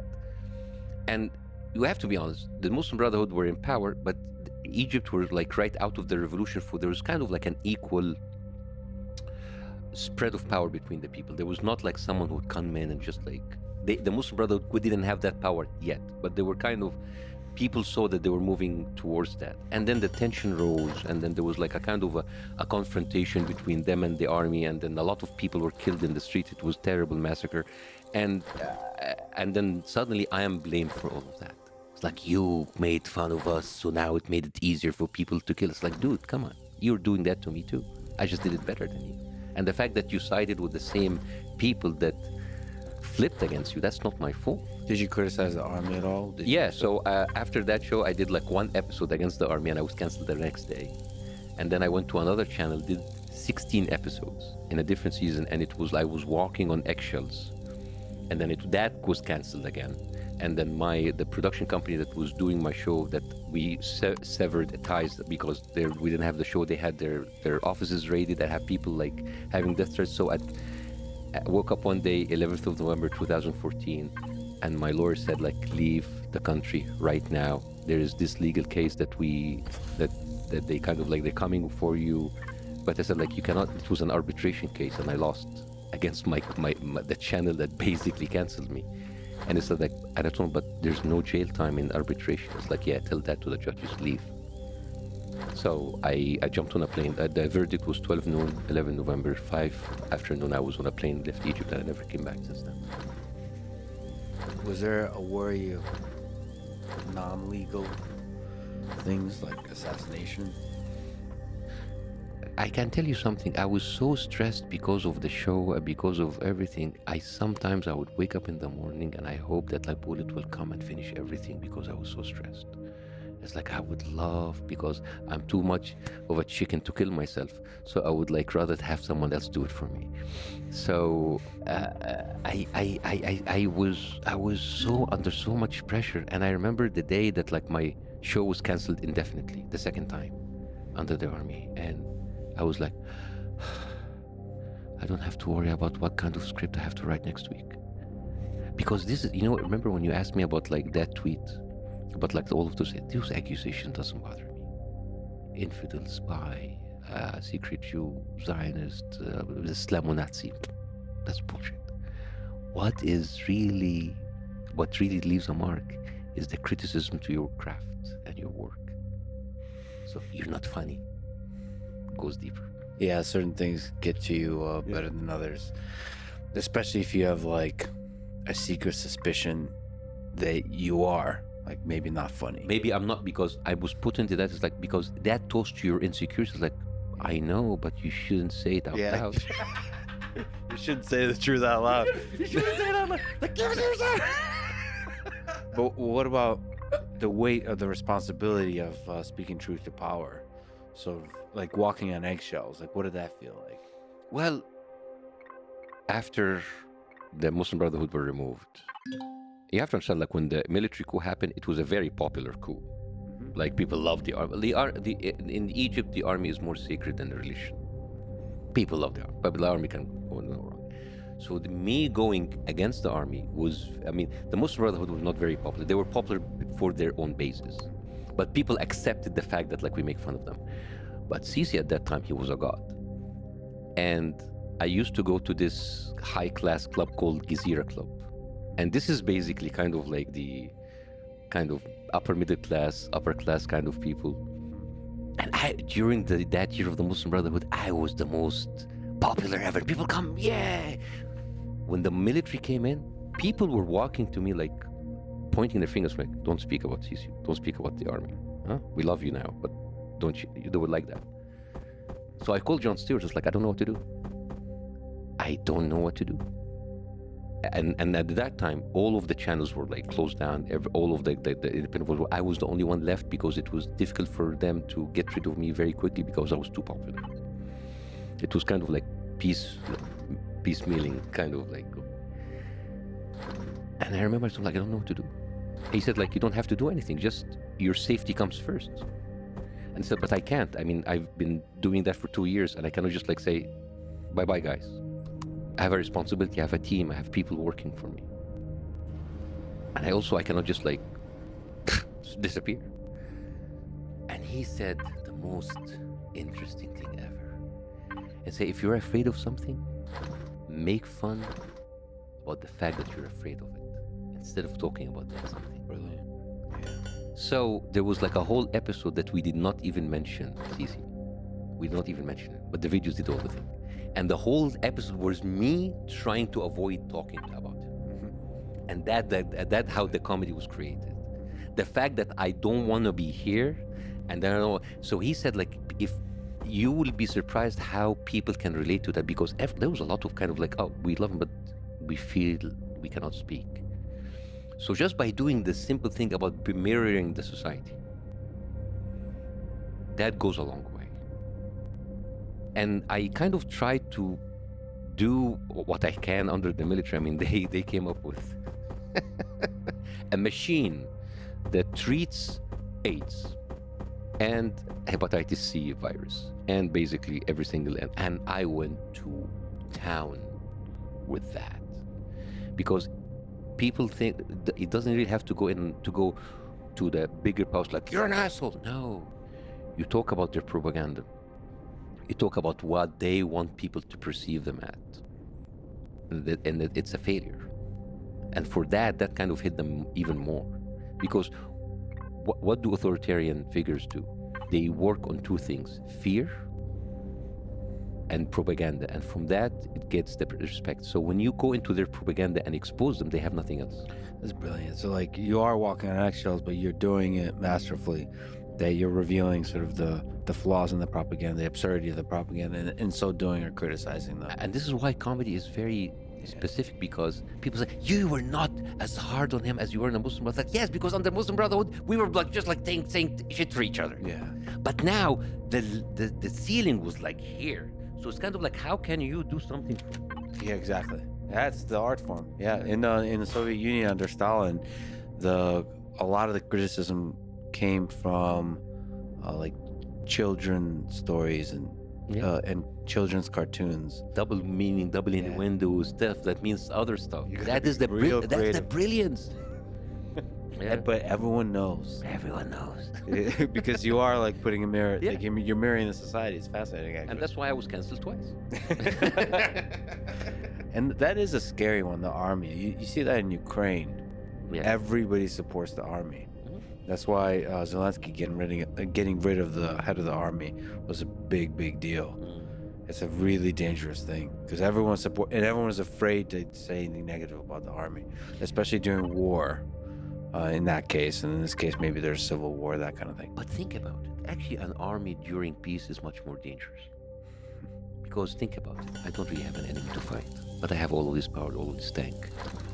Why does this actor have more money? I'm protecting him. Why does this businessman think that he can get onto his private plane and go to Paris? And why I'm here sitting like not having all of these things? So, and there's a lot of time on your hand because your job is to go fight. When you don't go fight, and when you have the lack of, that's one of the things I love the United States about is the fact that the army cannot really get power, but they kind of like the power is actually in the military-industrial complex, which is a different issue. Yeah. it's kind of like a different kind of issue. But if you have all of that power, like why am I sitting around just like playing guard for you guys? That's why Iran is terrifying, because you have this military that it just becomes a police force that turns against its own people. Yeah. So you're you're a famous guy talking shit in the middle of all that. Yeah, and I when I left, I went through a very dark side, dark, because all of the insecurities, all of the stuff that had been like working on my head now came to life, and now I'm in America and I'm a nobody. Yeah. I'm a nobody, and now it's like I have to do something, I have to earn some money. So I started to do stand-up comedy 5 years ago, and I sucked.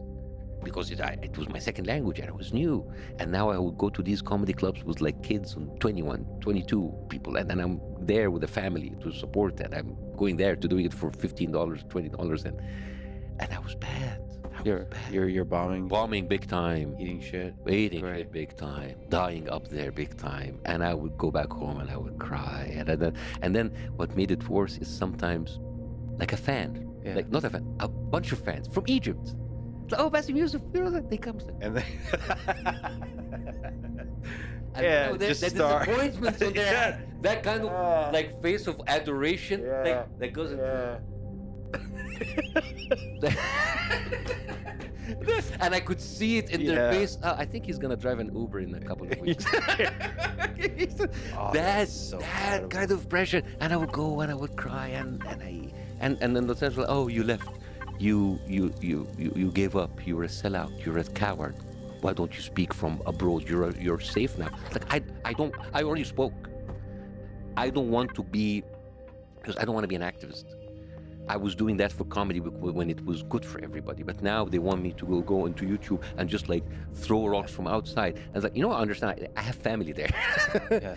And it was this kind of like thing like that. I am being like attacked for not doing what I should do in their face, and attacked for not being funny and not doing good and now I'm feeling like maybe it was wrong, and I didn't know. I really, it was so traumatic that I don't know actually how I went through these years, and I blocked so many details from my brain because I have been using this technique for a while now, that I have been erasing a lot of there is a lot of memory gaps in my brain, and I'm trying to suppress it because it was very, very, very traumatic. And a lot of people told me you have to go to therapy, but I don't know. I'm worried to open the floodgates, and I'm thinking as I'm functional and I'm not killing anybody, I'm okay. It's like I think Elon tweeted, "Never went to therapy." It's gonna be on my headstone. Yeah. Show your best buds. Okay.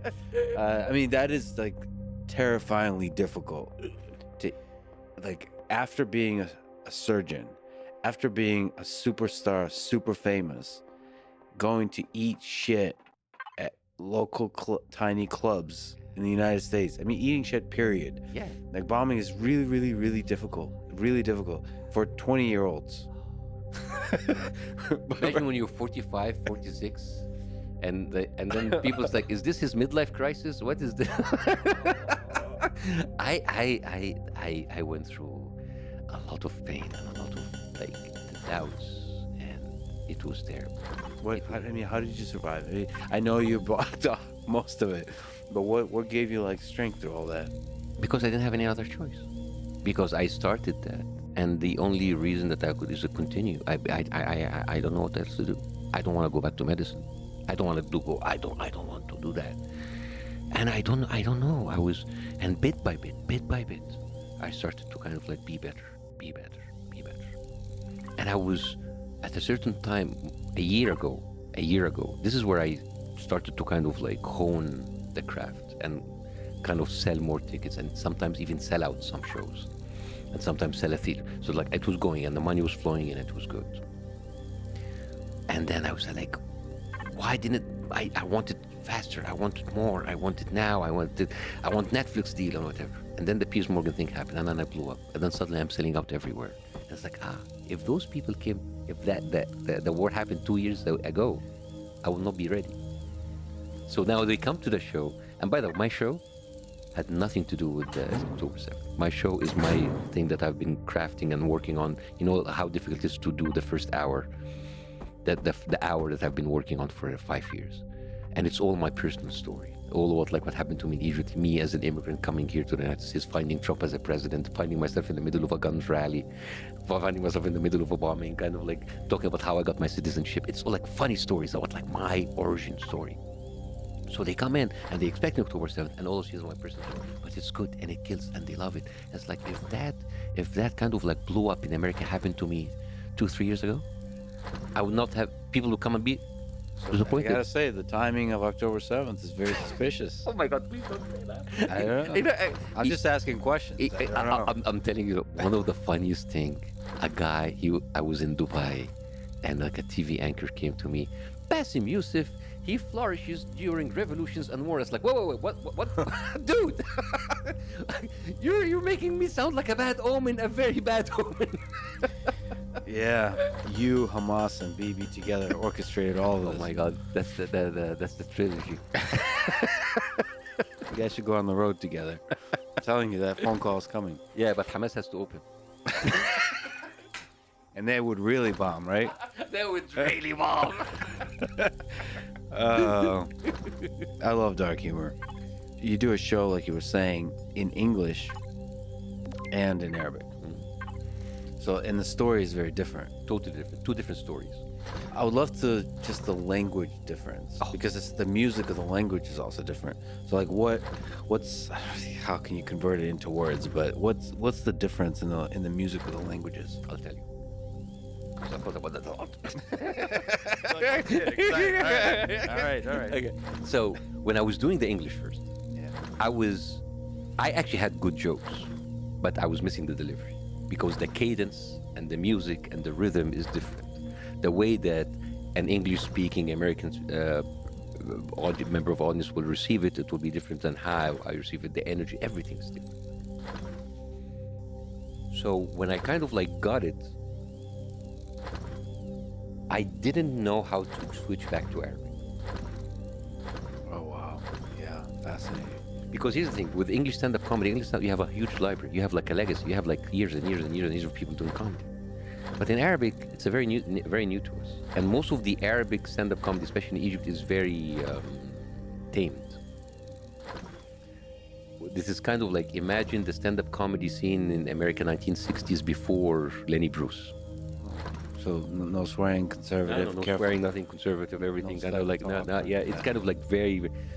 So I didn't know what to do there.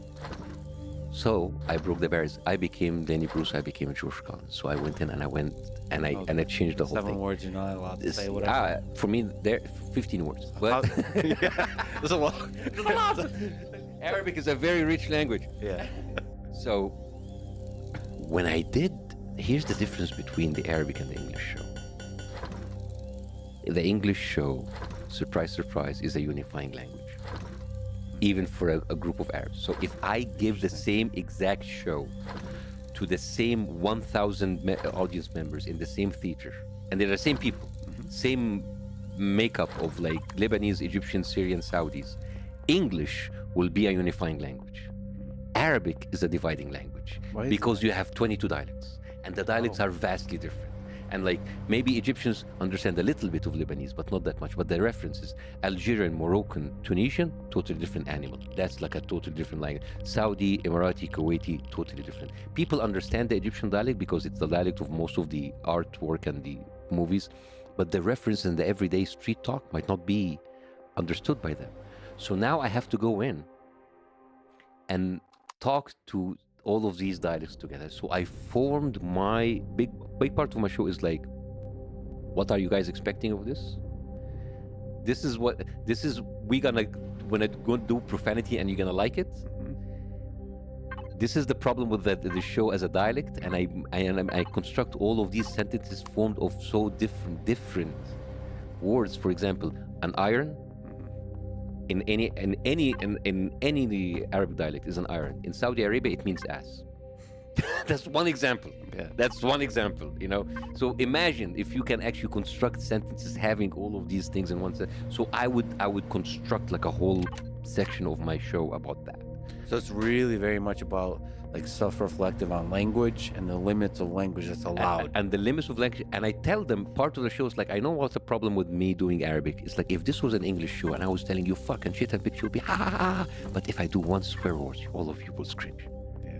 It's like why? That's Is fascinating. it because we are ashamed of our own language? So it's kind of like it's not just like about swearing. It's about like there's a lot of philosophical pathways in this. Yeah, there's profanity and we people have fun, whatever. But like it is about like how do we treat our language? And I tell them we speak Arabic as Arabs, but it's not the same Arabic. It's crazy, right? And you're doing the show in America also, which is another level of obsession. Oh yeah, actually the Arab diaspora in America is some of the best audiences I have.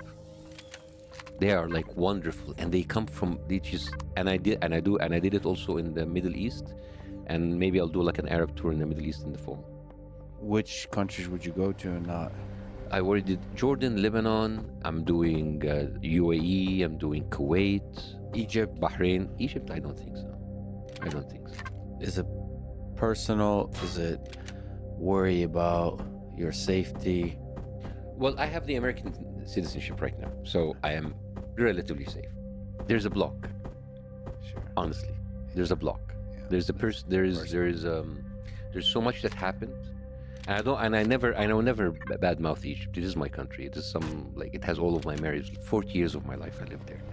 But when you get hurt so much, instead of trying to kind of, I don't want to take revenge. I don't want to like that. I just want to avoid, because Egypt gave me so much fame and so much love and so much hate and so much rejection. It was a very tumultuous relationship, very, very difficult. And and a lot of people tell me, well, don't you miss Egypt? And I tell them every time, the Egypt that I miss is not there anymore. It's not bad or good. It's not worse or better. It's just, I'm different. And the places are different. And the people are different. And the circumstances are different. Whatever image you have of what you love is not there anymore. That's why a lot of immigrants, especially Arab immigrants, they live here, but they're there. And then when they go back for a vacation, they get disappointed because they didn't find what they want. And then they come back here and they're disappointed because they want to come back, but it's not there anymore. Yeah, their view of that place is from a different time. I have that, my parents, but everybody that left the Soviet Union. I mean, it's such a complicated relationship with that. It's sometimes borders on hate, disappointment. In the case of the Soviet Union, perhaps similar to Egypt, is the promises sold when you were younger, and the promises broken by the possibility of what it was supposed to be. With the Soviet Union, I'm sure with Egypt is the same. Iran is the same. So they have a very complicated relationship with that. Yeah. That's why, like, for example, people from Iran, I remember quite well the World Cup that was done in the United States. And the Iranian team would play in America, and there were people in the audience all wearing Iranian shirts. They hate the regime, but they have this kind of connection with the country. Yeah. And this is the whole thing. You can actually love the country and you not have to agree with the regime. Would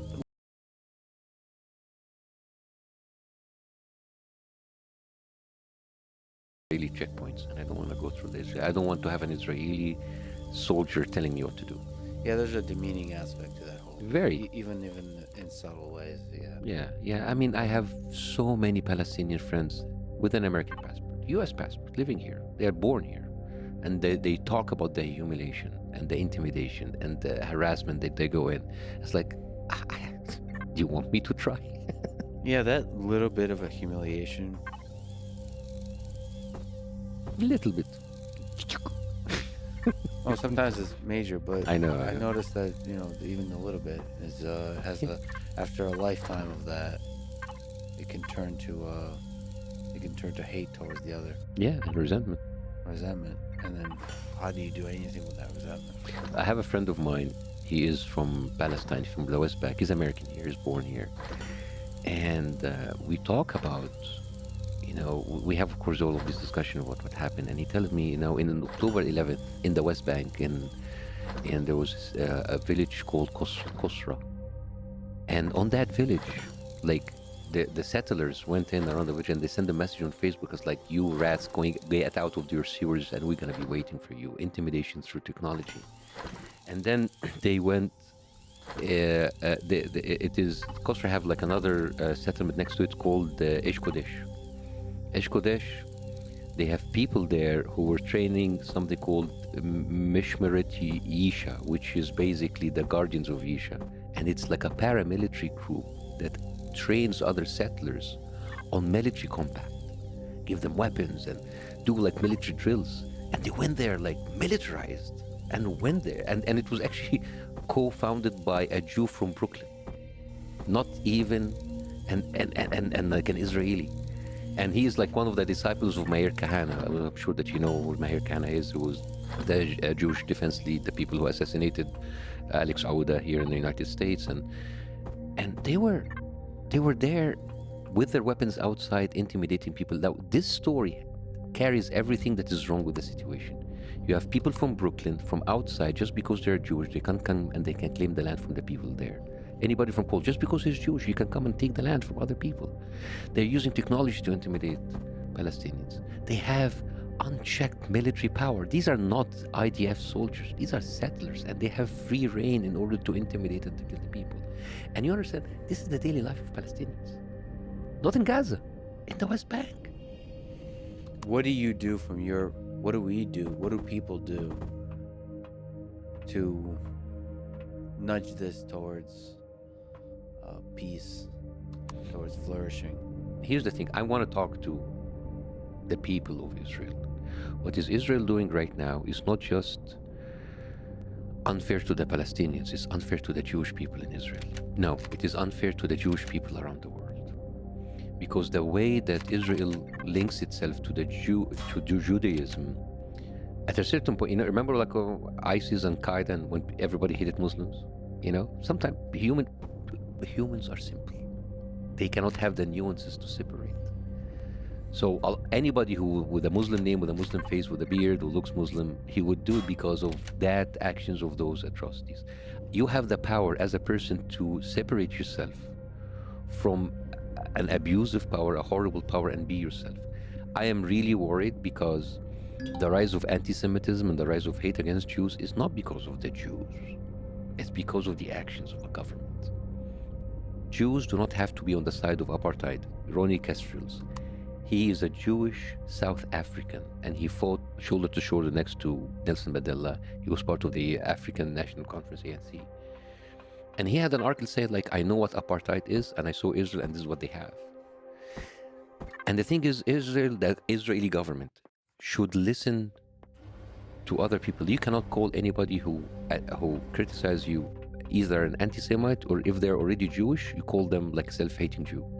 You cannot do that. You cannot continue doing that. Because we did that. When I would go in and criticize the Islamists, it was like, oh, you're a self-hating Muslim.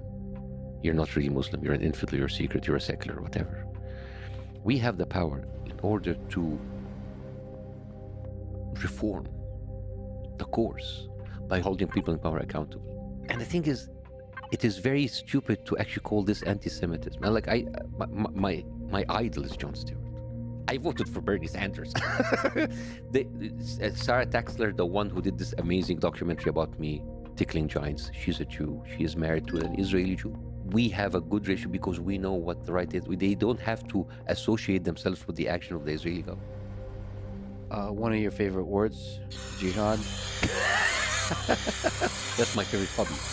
Favorite hobby. It's my show. It's like, what's your favorite? It's like, I talk about like how when a white shooter does something, he talks about all of his family, and I was always like, what if we did this for like for Arab terrorists? What are his hobbies? Jihad. You see, you can be a comedian. Yeah. Wow, you're making me feel good. Okay. Sam Harris has done several episodes on jihad, and people should go listen to it, even if you disagree with it. But the basic idea that he's proposing is that this idea of jihad, in the negative connotation of it, of martyrdom is the thing that is counterproductive, is destructive to the possible future flourishing of Palestinian people. What do you think of that? There's just the idea of martyrdom. I totally agree, but like people don't wake up in the morning and say like I want to declare jihad. Think about it. Why would anybody choose to end his life by taking other people with him and end that life? His life must be miserable. He must be pushed into that. Nobody chooses death over life willingly. One of the first suicide bombers in the Palestinian resistance were Christians. We don't talk about that. I think he would say that the presence of a story that you can tell yourself when you're in a really shitty place, that you can go to a much better place by sacrificing your own life. Just the fact that the presence of that story is there is harmful. Of course, but here's my problem with Sam Harris, and usually people they have free range talking about the Islamic faith and nitpicking the stuff that makes it put in a bad light. I can go and nitpick every single religion. There are Jews there, like Ben Ghafir, who openly say spitting on Christians is not a hate speech. All right? There are, I mean, you can bring me like all kind of videos of Islamic jihadists saying horrible things on YouTube, and I can bring you Jews who live there. They're so like, we're gonna have the whole world enslaved for us, and everybody would love to be slaves for the Jews. You know, I can use the Talmudic argument that if you tie a man to a tree and he dies of thirst and hunger, you didn't kill that man. And this is kind of the same arguments like, we're not killing Palestinians, it's just like killing they're dying by themselves, you know? So it is the nitpicking of a certain narrative, a religious narrative, that is separate from the political context and what's happening right now. It's very, very unfair, because I can read, if you want to have a deep dive into religious texts, nobody will be happy. And I can bring stuff from the Talmud and the Torah and stuff that is horrible. But like, you know, this is a way again of like distraction. I dare you to talk shit about Buddhism and Jainism, though. Try. Well, you know, the people who killed the Muslims in Myanmar, weren't they Buddhists? Yeah. Well, let's go, Jaden. Okay, I'll find your religion. I'll have to get back to you. I'll have to find. The flying monster, the Church of the Flying Monster spaghetti. As a person who tries not to eat carbs, I'm deeply offended by that. I mean, they're Scientologists. All they do is actually buy real estate. I think there's a few books written about the fact that they do other stuff as well. So even there, Mormons sometimes, they're some of the nicest people I've ever met. Yeah. But I'm sure there's also darkness there too. Oh boy, religion. There's soaking in Mormon. There's what? Soaking. What's soaking? Okay, so I don't know how much. So soaking basically like if you get into the woman and you don't move, that's not adultery. That's not like. Oh, interesting. So yeah, you go in and you just stay. There's a loophole. The loophole. Here's the thing. Religion. Religion has a loophole. Yes, and Muslims will do that the whole time. We pick and choose our sins, the stuff that we enjoy. It's just we're human. There's 72 virgins waiting for all of us. Maybe if I converted you as a Jew, I'll get you 80. I don't know. You know, like you can negotiate. Right. But I also have questions about I'll whether. Give you a very good deal. I'll give you, and maybe I'll throw there a Camry. I have to be on camera. It's pretty good. What year? I don't know. 1998. All right. Best year ever. Well, they last a long time. Yeah. So I'm not sure I want 70. 72. Well, I'll throw 5 in the mix and see how it feels. Yeah, can we? If you want to upgrade. Yeah. Can we do a trial period? But in general, if you just zoom out, do you think religion is? In what way is it good for the world? In what way is it harmful? If there was no religion, humans would have invented religion. Because think of like the early humanity. Like you're like a caveman or whatever, and then like you see your family members killed, and then you say like, what? I'm gonna be like the sheep or the gazelle that just like ends and perish. I need to have. I am more important. I think with the development of consciousness, humans like thought that they are much more precious and important than the other animals because they have now intelligence. So my life will not end like that. my death will be even more important. There's consequences for that. There's consequences for what I do. And then the early man was like there in the desert and all of these like natural phenomena. They didn't know what to do. They were afraid. So they need to have refuge. They need to have something to take care of. They need to have a reason for everything. Because if there's no reason, it's chaos. It's chaos. It's terrifying. It's terrifying. It's terrifying. If there's nothing, there has to be a reason. There has to be a reason. There has to be a purpose. There has to be like a cause, something. It's just. I'm not just gonna be like die like a cockroach being stepped on. And that's kind of like part of this ego. The whole world rotates around you in a way. It's the ego. So religion actually got a lot of it from humanity itself, like us being humans.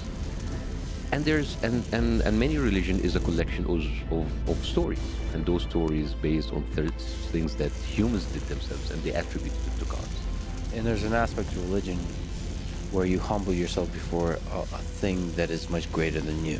So that has I would say, a very positive effect of humbling. It will be great if it stopped there. But here's the thing. If you humble in order that your ego kicks in and feel that you are better than someone else who's not humbled in front of the same God, Go there. that means that I will have all of that train that I can use that, because now, what does mean being humble? I'm divine. Yeah. But you're not. I'm way more humble than you. But you're not. So you see how they kind of like the oxymoron, I'm humble and I'm surrendering, but in the same time, I am better than you and I'm more entitled. Isn't it crazy? Yeah.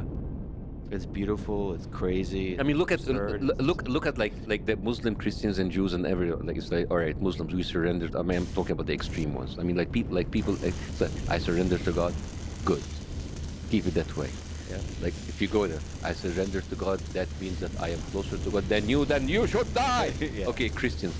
Christ is love, and He loves you, and we can be together. But you don't get into His kingdom, and you die. You see, it's the same thing. Yeah. Yeah. It's just if you Just make stop the, it like and stop there, stop where you are humble, and you feel that you're a piece of shit, and you are a worthless human being, and you are there. Yeah. Stop there. Yeah. But once you says like, oh, that makes me a better person than you, and it makes me more with God than you, so that will give me the entitlement to kick your ass. Yeah, we always ruin a good thing. Don't we? That ego. You've been outspoken, with Piers Morgan, but just on this topic, and you talked about the Superman story, which I would love it if you were in a Superman movie. But have you lost job opportunities because of this? There was a couple of things that were going on, but they stopped. Again, I don't know if it's October 7th. Can you tell the Superman story just so? Yeah. So what role were you? Okay. What did you audition for? Yeah, it's okay. So in June, I was traveling to Dubai, and right an hour before I get into the car and go there, my manager's like, Bassem, I'm gonna send you a script, read it. It's for Superman. It's like, oh, Superman. I'm not really good in auditions. I'm not a senior actor, so I was like, okay, I'm just gonna do it. Send the tape. I do the tape. I send it.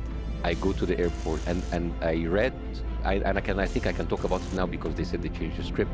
So basically, what I found it interesting in that new script is that there is like a dictator in a country that invades another country, and Superman interferes politically. That's the first time we ever see Superman interferes politically. So basically, it was like Russia and Ukraine, but because of me, it was like it couldn't be Russia and Ukraine, so it had to be something kind of like with a flavor. So I read the role as a mixture of Trump and Mubarak. I did this mix of like I had like the kind of the mix, but also like kind of like the essence of Trump. I went to the airport. It's like an hour. It's like James Gunn saw it. He loves it. Like, what? I never had an audition that fast. I mean, I had a few roles, but not that fast. Not like that.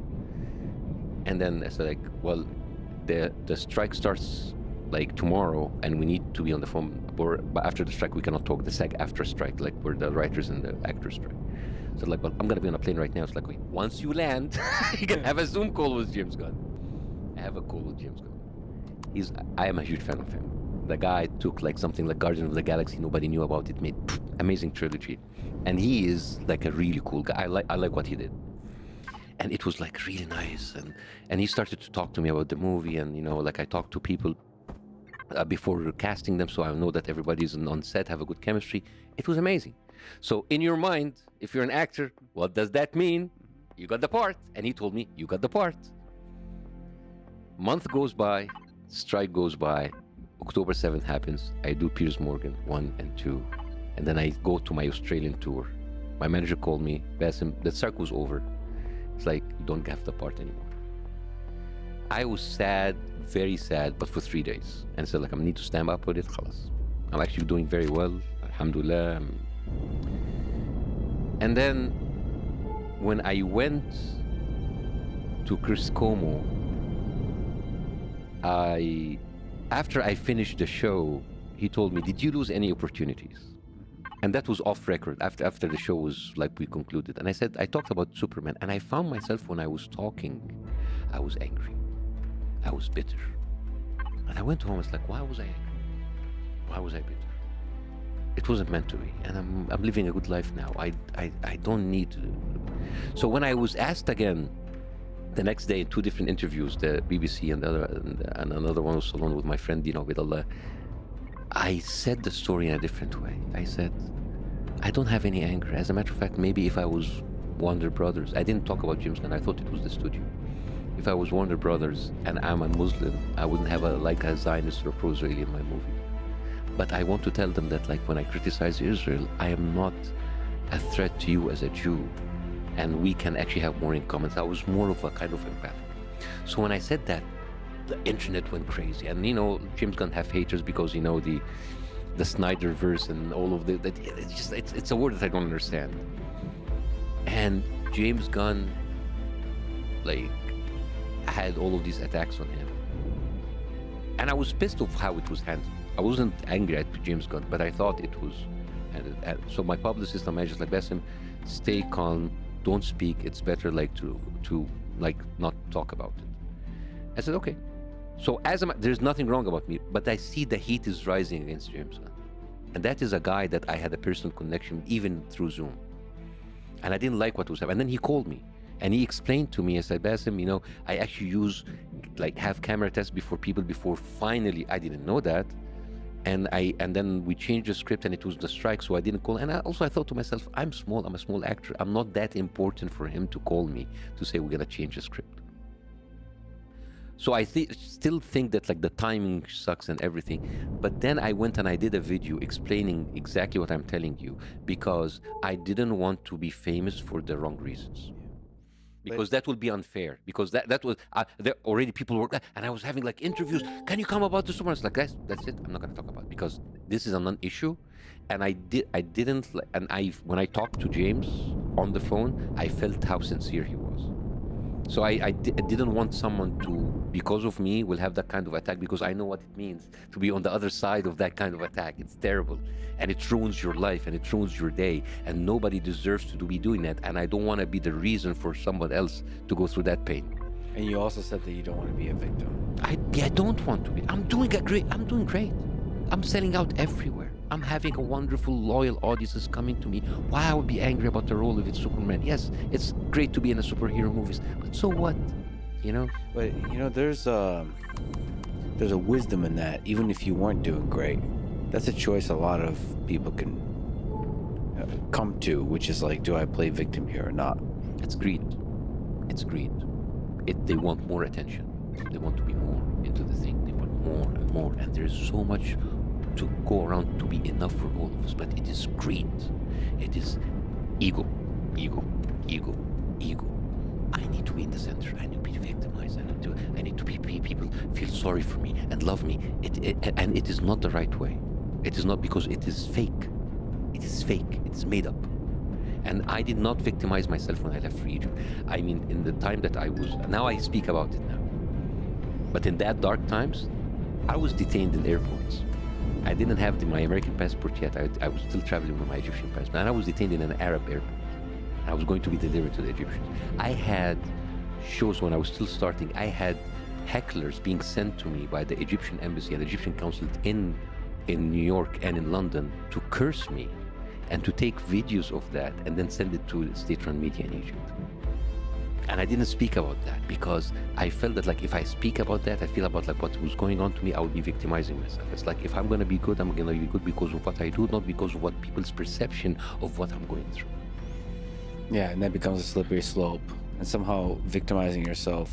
Goes to more victimizing. Yeah. And then you Weird. cannot leave that habit. You can only exist and thrive if people feel sorry for you. Yeah. I mean, Israel and Palestine currently both have that temptation.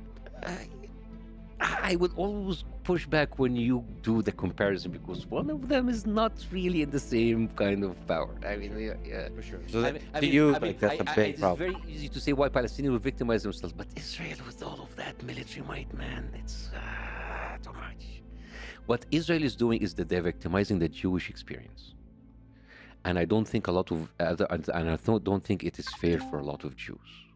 I don't think that they should use the Holocaust and the persecution that happened to Jewish people all through history in order to push an equally oppressive agenda. That is not fair, and it's not good for the Jewish people living, and it is basically a disrespect to the memory of the Holocaust. I told you I want to make a movie about the Holocaust. I do, because what happened was that kind of engineered torture should never happen again, and it should not be happening now. But to you, what Israel is doing is leading to more anti-Semitism in the world. 100%. And I think, and I know, can I be a conspiracy theorist for a second? Please, the earth is flat. We all know A this. part of me thinking, maybe they are doing that intentionally, because if there's a rise of anti-Semitism and Jews, they will always like point like, see, they hate us, so we can do whatever we want. Because you see, if we let go of our might and our strength, we're gonna go back to the concentration camps, because you see how the world hates you. And again, when you say they are people in power. Yeah. Oh, yeah, absolutely. Listen, it's always the people in power. I believe that humans are easily corruptible and easily repairable, but the corruptibility part is much easier. But people could change, but people in power are very dangerous. Very, very dangerous, especially if you have religion, which is power by itself, military might, political support, and money. Dude, that's a very, very, very dangerous recipe. That, all that said, I do believe in the power of the little guy, the individual, to overthrow the government. I don't know if you heard, but the Arab Spring will, happen. But okay, here we are here Just among friends. we're Americans, right? We're Americans. Allegedly. We're Americans, and How funny is that? Like, just giving our two backgrounds. We're We're Americans. Americans. We're Americans. It's like we're Americans. There's one thing about like the power of the little guy that I am very sad about, because you see, I love America, by the way. I consider it my new home, and I want my kids to grow up here. I'm very grateful for the opportunity that I have in the United States. And I criticize the United States politics, and I criticize it out of love, the same way that I was criticizing what's happening with Egypt out of love. What is worrying for me is how the power of the little man is diminishing. It doesn't matter now who do you vote into power. They will not listen to you. They would listen to the people who paid them to be there. And it is very concerning, because I can see the American democracy is turning, not even slowly, very rapidly, into an oligarchy. If I'm sure that all of the millions of people who are voting, they don't vote for the NRA. They don't vote for AIPAC. They don't vote for the pharmaceutical companies. They don't vote for the military industry complex. And yet, the people in power, they come in, they take your vote and my vote, and they are loyal to those people, not to us. And it is very, very, very concerning. Very concerning. And this is the danger of American on American policies, American politics and American democracies. It is dangerous because basically the vote becomes just like a ceremony that someone with the more like funding will get to power, and then he's not loyal to you. Still, the fire. I mean, we are in Texas. Everybody's armed to the teeth here. Yeah, but like, what are these arms gonna do in front of tanks? Well, you said the American military is unique in this way. I know, but for now. For now, the tanks are. First of all, I believe Russia has more tanks than the United States. Tanks, I don't know. You know, I'm not an expert in military strategic deployment of arms, but the United States uses different kinds of weapons. It's They have drones and they have the lasers and they're sitting comfortably behind the screens. It's kind of like it turns like a big Xbox game. yeah, and they sell a lot of those things to everybody. It's crazy because the defense budget is 68% of American military. It's like almost $850 billion each year. And most of that weapons, we don't even need it. We just do it because of the contracts. There was like an incredible 60 Minutes. I'm sure that you saw it. The one about like the gouging of the prices of the Department of Defense. It was one of the most fascinating things that I've ever seen. They said like a valve, a safety oil valve that used to be sold for $329. Now it is sold for $9,000. Why? Because there's only 5 weapon companies and they can control the prices. And in 2006, the whole Apache fleet of the American army in Iraq was grounded because there's one valve that they were like gouging the price and didn't want to give them. The Stinger missile, the just like the missile, the one that you carry and it's like the anti-aircraft. It used to be sold for $25,000. Now it's sold for $400,000. And nobody is doing that. You know why? Because the DoD has fired 130,000 people, including engineers and negotiators. So now, in order to cut expenses, now we're paying more money. And the thing is, we do not have a say in this. We do not have a say in how my tax money and your tax money is being spent. Because I'm sure you don't want your money to be sent to Israel like that. I'm sure. Even if you're Jews, I'm sure that like I don't want my money to be given to some Muslim countries who kill other Muslims. I'm sure, but it is not. Here's the thing: what kind of power do we have other than speaking? So what is left for us is free speech, and now when you speak, they call you anti-Semitic. You see why I'm angry? But still, I mean, America's holding pretty strong, despite the criticisms on the free speech front. But if you look at the freedom of the press, freedom of the speech index, America is not at the top. It is not. And this is why, for example, it is very disheartening for me to see that the Western media, Western press that used to be the beacon of freedom are now using as mouthpieces. And it is funny how the New York Times, Nixon got angry in the New York Times in 1971. When they found leaks about him lying about the Vietnam War since the beginning. And now he hired the plumbers, the special unit in orders to go in and find the leaks. This was Watergate, basically, because he was angry to see who leaked that, instead of fixing the problem. Now the New York Times have published this story about the rape that was a hoax that was written by Anna Schwartz, who's someone who have no experience. And now, when it was leaked, instead of them correcting themselves, they went in and they had their own investigation to see who leaked. The New York Times in 2003 became the mouthpiece for George W. Bush of the WMD. And now, as an American, I see that the New York Times is becoming a mouthpiece of a foreign country. Why do you do that? One of the things that's really difficult to know is where to find the truth. It does seem that both sides use propaganda and both sides lie a lot. Both sides, as in both Israel and Palestine, pro-Palestine, pro-Israel. There's a lot of lies. I know, but I think it's a lot of inequality, man. Are you like there's like a lot of people on the internet, but like who have the mainstream media siding with? Yeah, but thanks. And I'm social talking about media. yes, thank God for social media, because now it's individuals. There are people. Yes. There are people. You're comparing BBC, New York Times, Washington Post, Wall Street Journal with just people with a TikTok account. Yeah, who has more power in your view? Now it is actually very, very fascinating to see the little man having that power over the media. Because disproportionately so. This is my problem. But you cannot call people with TikTok propagandists while people being paid to give you the news and they deliberately lie to you. Well, yes, I can. They're both propagandists. Yeah. Well, okay, yes, but the mechanism and the intentions are different, because here's the thing. I'd rather have the TikTok guy than the. If like the TikTok guy is a TikTok guy, all right. But if you have the New York Times being told that they being exposed to be lying, and then they get this like UN report, which is like a disgrace, and you just put the title and you don't talk about it. Like, I'm fine with CNN and Jake Tapper and all of those people like spreading the rape allegations for years. They didn't. I don't even want them to refute them. I want them to bring the Israeli reports saying that it didn't happen. The Israeli media themselves, they didn't even bother, not once. Is that balanced? That's not. Yeah. So that's why people in TikTok, and because they have to take matters in their own hand. Yeah, but the problem with the people in TikTok is the drug, the dopamine rush of getting a lot of likes. So instead of talking about the death of civilians, they'll talk about beheaded babies or the equivalent of. Yeah. They're going to actually make up stories because the made up stories are going to be more viral.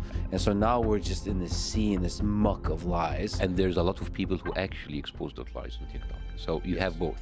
You have both. And it's kind of like the democracy of the social media, as we always call it. But if you have the street-run media, that is the legacy media, CNN, BBC, New York Times, Fox News, all of those people, and they are like spreading lies, and they're not even doing their journalistic job in order to at least bring the other side. Yeah. That's a problem. And that's worse. You're supposed to be journalists. Yes. It's supposed to be a report. Report. Yeah. Report. Yeah, but I see that this is like a catalyst, an inspiration for the citizen journalists to rise up. This is what you're doing. But this, yeah. This is what you're doing. No, this is what you're doing because you go into the deep dive. This is like a no filter thing. There's no spin. The long form. The long form is going to save us. I see why you hate the TikToks, like a dopamine rush. Stupid TikTok. I saw, 5 hours later. I saw the resentment in your face. I can't look away. For like those 30 seconds, I do 4 hours. I mean, both have a place. Both are exciting, and but I can't. It is very dangerous. Like, you can't look away, and I almost never. Maybe I'm doing it wrong, but I almost never feel better ever after having used TikTok. Makes two of us. I can't. I cannot. I have a team. By the way, I give my password to like a team. I don't even go there because I once in a dark night, very late at night, I went TikTok and it was like 2 hours. What? Yeah. What? I said, no, this is dangerous. I'm already like an Instagram and Facebook guy. I don't need that. But even man. And I barely get out of Twitter. I mean, like X, I can't. X is a cesspool. X is just like the concentrated hate. And X is too much. It's too much. I can't. So you don't check it at all? You try not to check it at all? It is very intense. I can't. I just like, I post something and I run. Post and ghost. So you're doing comedy here in the United States right now. Yes. Joe Rogan has the Comedy Mothership, which is an incredible club. Have you considered doing that club? I would love to. I mean, Do you know Joe? Of course, no. Who doesn't know Joe? I mean, I feel like it's a small world of comedy. That's why No, I think like Joe's story was like what he did and stuff that he did in the UFC and his podcast, and it's very impressive. The fact that he is there and he's bringing all of those people, whether in comedy or his podcast, is very impressive. And this is what the media is all about. What is like the internet is all about, to give you the experiences of stuff that you might never experience. And that is very important. I mean, you do it with people where like you go into their brains. He goes take people and they take their experiences and their lives and their stories. It's very interesting, and this is the beauty of that art form, because you have all of these experiences at the tips of your hands, and it's there for you to learn from. What he's doing, like, and when he moved to Texas and we did the Comedy Mothership, anybody who would like push comedy forward, that is the most difficult art form and the most demanding. And the fact that you do that, and he might not even be making money out of it, but he's doing that because of his passion, that is enough. Yeah, he really believes in creating this like place where comedians can be really free. And one of the cool things about the Comedy Mothership is like, comedian is king there. Yeah. Like they're you have to bow down to the because the comedian who came there came after like eating shit, eating dying shit out there everywhere else. If you are basically, you're a saint. I have eaten shit for I many have years. Now I'm gonna give you shit. It's great. You already told me what you think about the state of politics in the United States, but now tell me what you really think. what do you think of the choice of Trump versus Biden? How do we end up here? I don't know, man. I mean, like the fact that like you have two people over the age of 90, Yeah. it is. I think it's over 100, but that's all right. It's all combined like 170. It is so sad.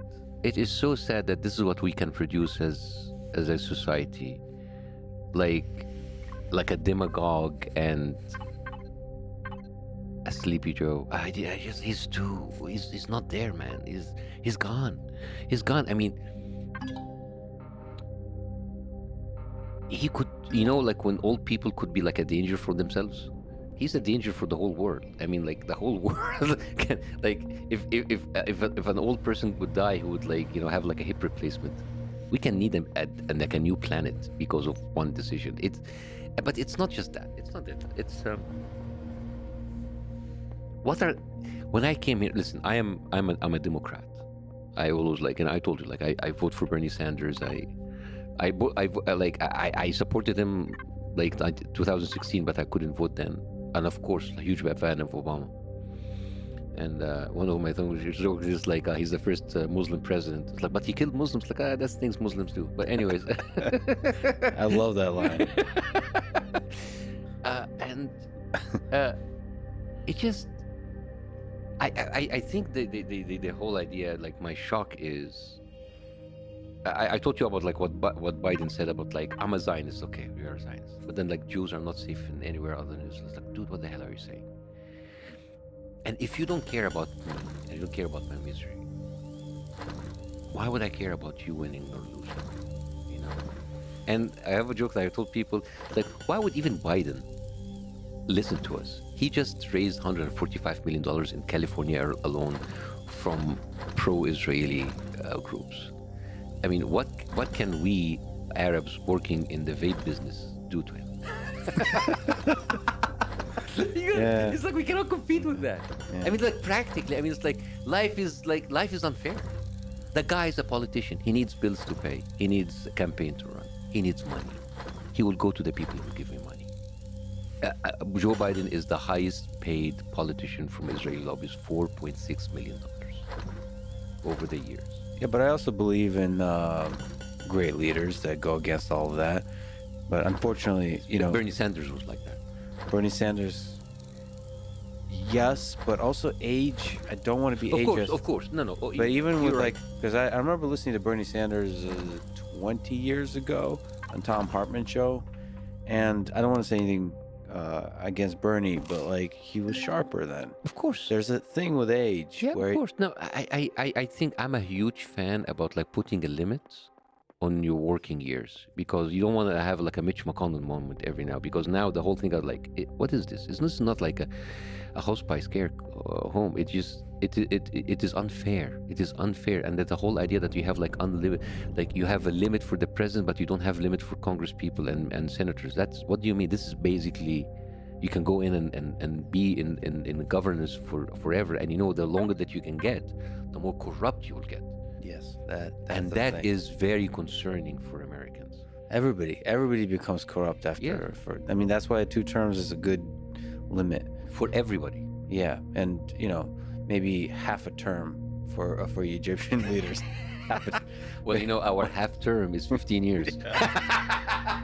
Quarter term.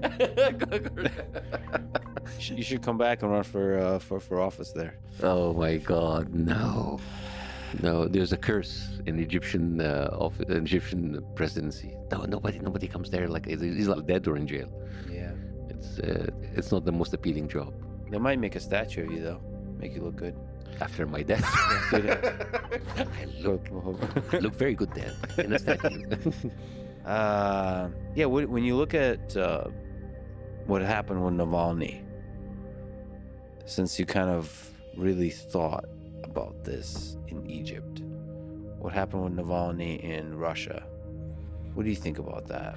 Yeah, but what happened in Navalny in Russia is not something new in Russia. I mean, Putin have like this whole history of poisoning and killing people, and it's kind of like pretty much I would have to cite credit Putin. He's like bringing us the essence of the Dark Ages, the Middle Ages. It's like, like basically Putin is the living example of what happens if Game of Thrones was reality.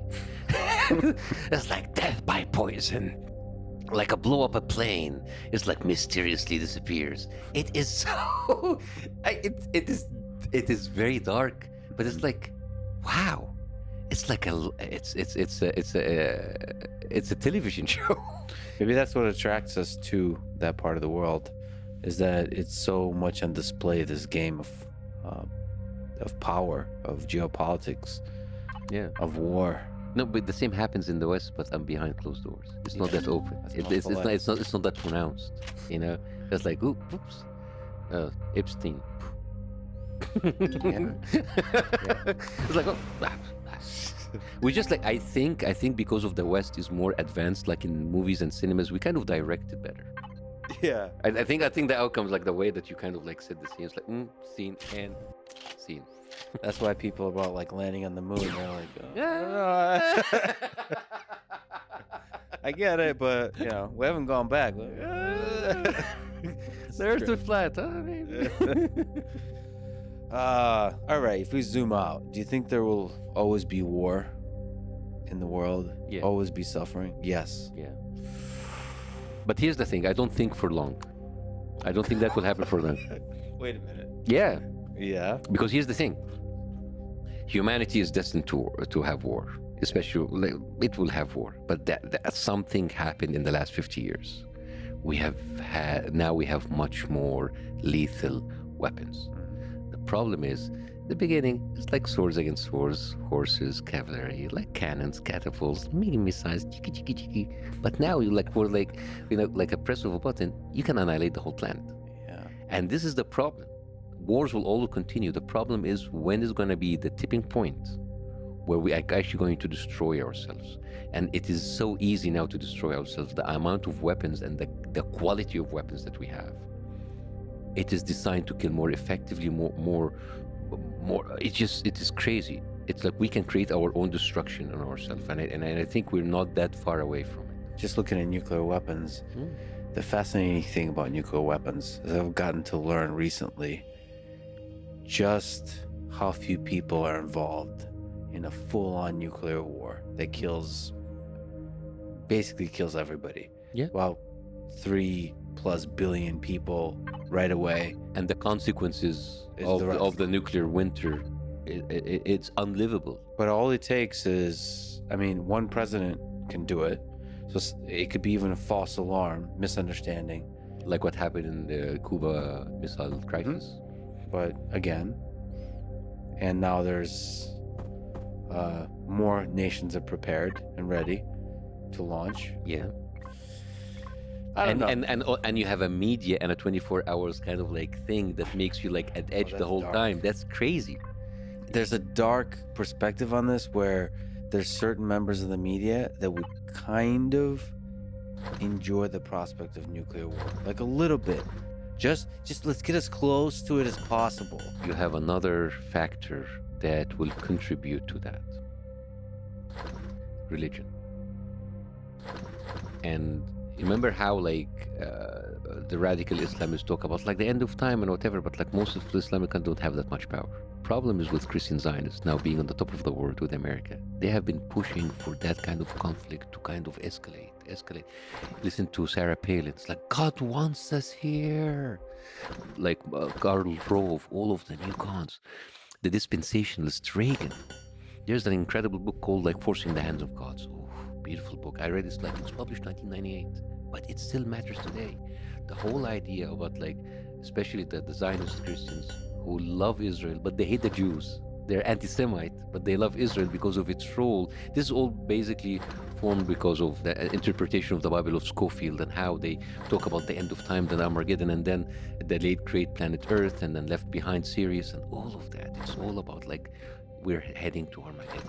The problem is Islam has their people that believe that the end of time, and then we have the Christians that believe in the end of time, and then you have Israel happy that those people are using it for the end of time, and then the whole idea about them pushing as many weapons and troops and people in the Middle East to be there for the nuclear holocaust. And John Hagee, one of the pastors, talk about that, about the brimstones, and it's not gonna be a nuclear holocaust. All of that, people, it's crazy how people are so despising life that they are wanting death. So now you all would have these revelations, but these revelations mean nothing if you don't have an effective weapon in order to make it happen. And this is the crazy thing. And I'm worried that the end is going to be by someone that wants to meet God a little bit earlier. Somebody who's really in a hurry. Well, I have good news for you. Maybe we'll become a multi-planetary species. Maybe Elon Musk will lead us, lead the way. Maybe To get out in space. Maybe he's one of them. He's a secret lizard. I asked you offline to not mention the lizard people. They are. There's like a whole people that believe in the lizard people. It's crazy. I actually have to be honest. I haven't fully looked into the lizard people. I probably should. You should. Yeah. Well, maybe I'm afraid of the truth. Then. Removing my face. Yeah. I mean, what? So let's say you're wrong about the end of the world, and I hope so. and it all turns out great, and humanity flourishes. Why would that happen? What gives you hope for that trajectory for humanity? Younger people. The people of TikTok that you don't like. Yeah, there is a lot of like bullshit there. You know, after you saying this, people just keep sending you TikTok videos. These younger people, These this, younger people. that, This woman showing her boobs. That woman. that's gonna save us. That's gonna All right, awesome. Thank you. No, Yeah. there's like I think there is a wealth of it. You know, remember like the joke that said like we thought that like when we have internet we're gonna have like be more, more informed, and now we're watching twerking videos, and that is true. But on the other side, the fact that you have the availability of information, I'm learning a lot. And there's people who are using that platform for that. It's not the majority because, it's not very interesting and exciting. But I think there might be a tipping point where there's enough people that will be aware, and maybe they would collectively do something in order to bring back the power to the small man. And maybe it sounds very naive, maybe it's fine, but we don't know. We don't know. Because you have already seen the legacy media and the legacy politicians shaking in the past few months. They're getting nervous. They're getting nervous because people are calling them out. And those people were like hiding behind their desks, behind in their offices, and not holding account for that, but like people now are calling them out. And it is not going to happen like this year or next year, but I think it's something. What advice would you give to those young folks? I will never give advice to those people. Get off TikTok. I will never, because like their input is different than mine. Yeah. But like there's one thing I learned when people told me, did the revolution fail in Egypt? Did the people revolution? It's like, listen, the revolution is not an event. It's not like, hey, we go in, we topple the government. It's not a revolution. A revolution is a process. It's a very long process. And maybe that process, I mean, as much as we don't like what happened in the Arab world, but the people there, the awareness that happened and the discussions that have been opened that where you didn't even imagine would happen in the Middle East is happening. And maybe the beginning of any hope of change is that people start talking, speaking out, talking about stuff they were not allowed to speak about. Like, for example, Israel. The revolution continues. Yes. Bassem, you're a beautiful human being. It's truly a pleasure and honor to meet you. I could just feel the love radiating from you. I hope I get to see you perform live. I hope to get to see you many more times. Thank you for being who you are. Thank you so much, and I would love to invite you for my new special, the Islamo-Nazi Bassem. That should be the title of your autobiography. Thank you.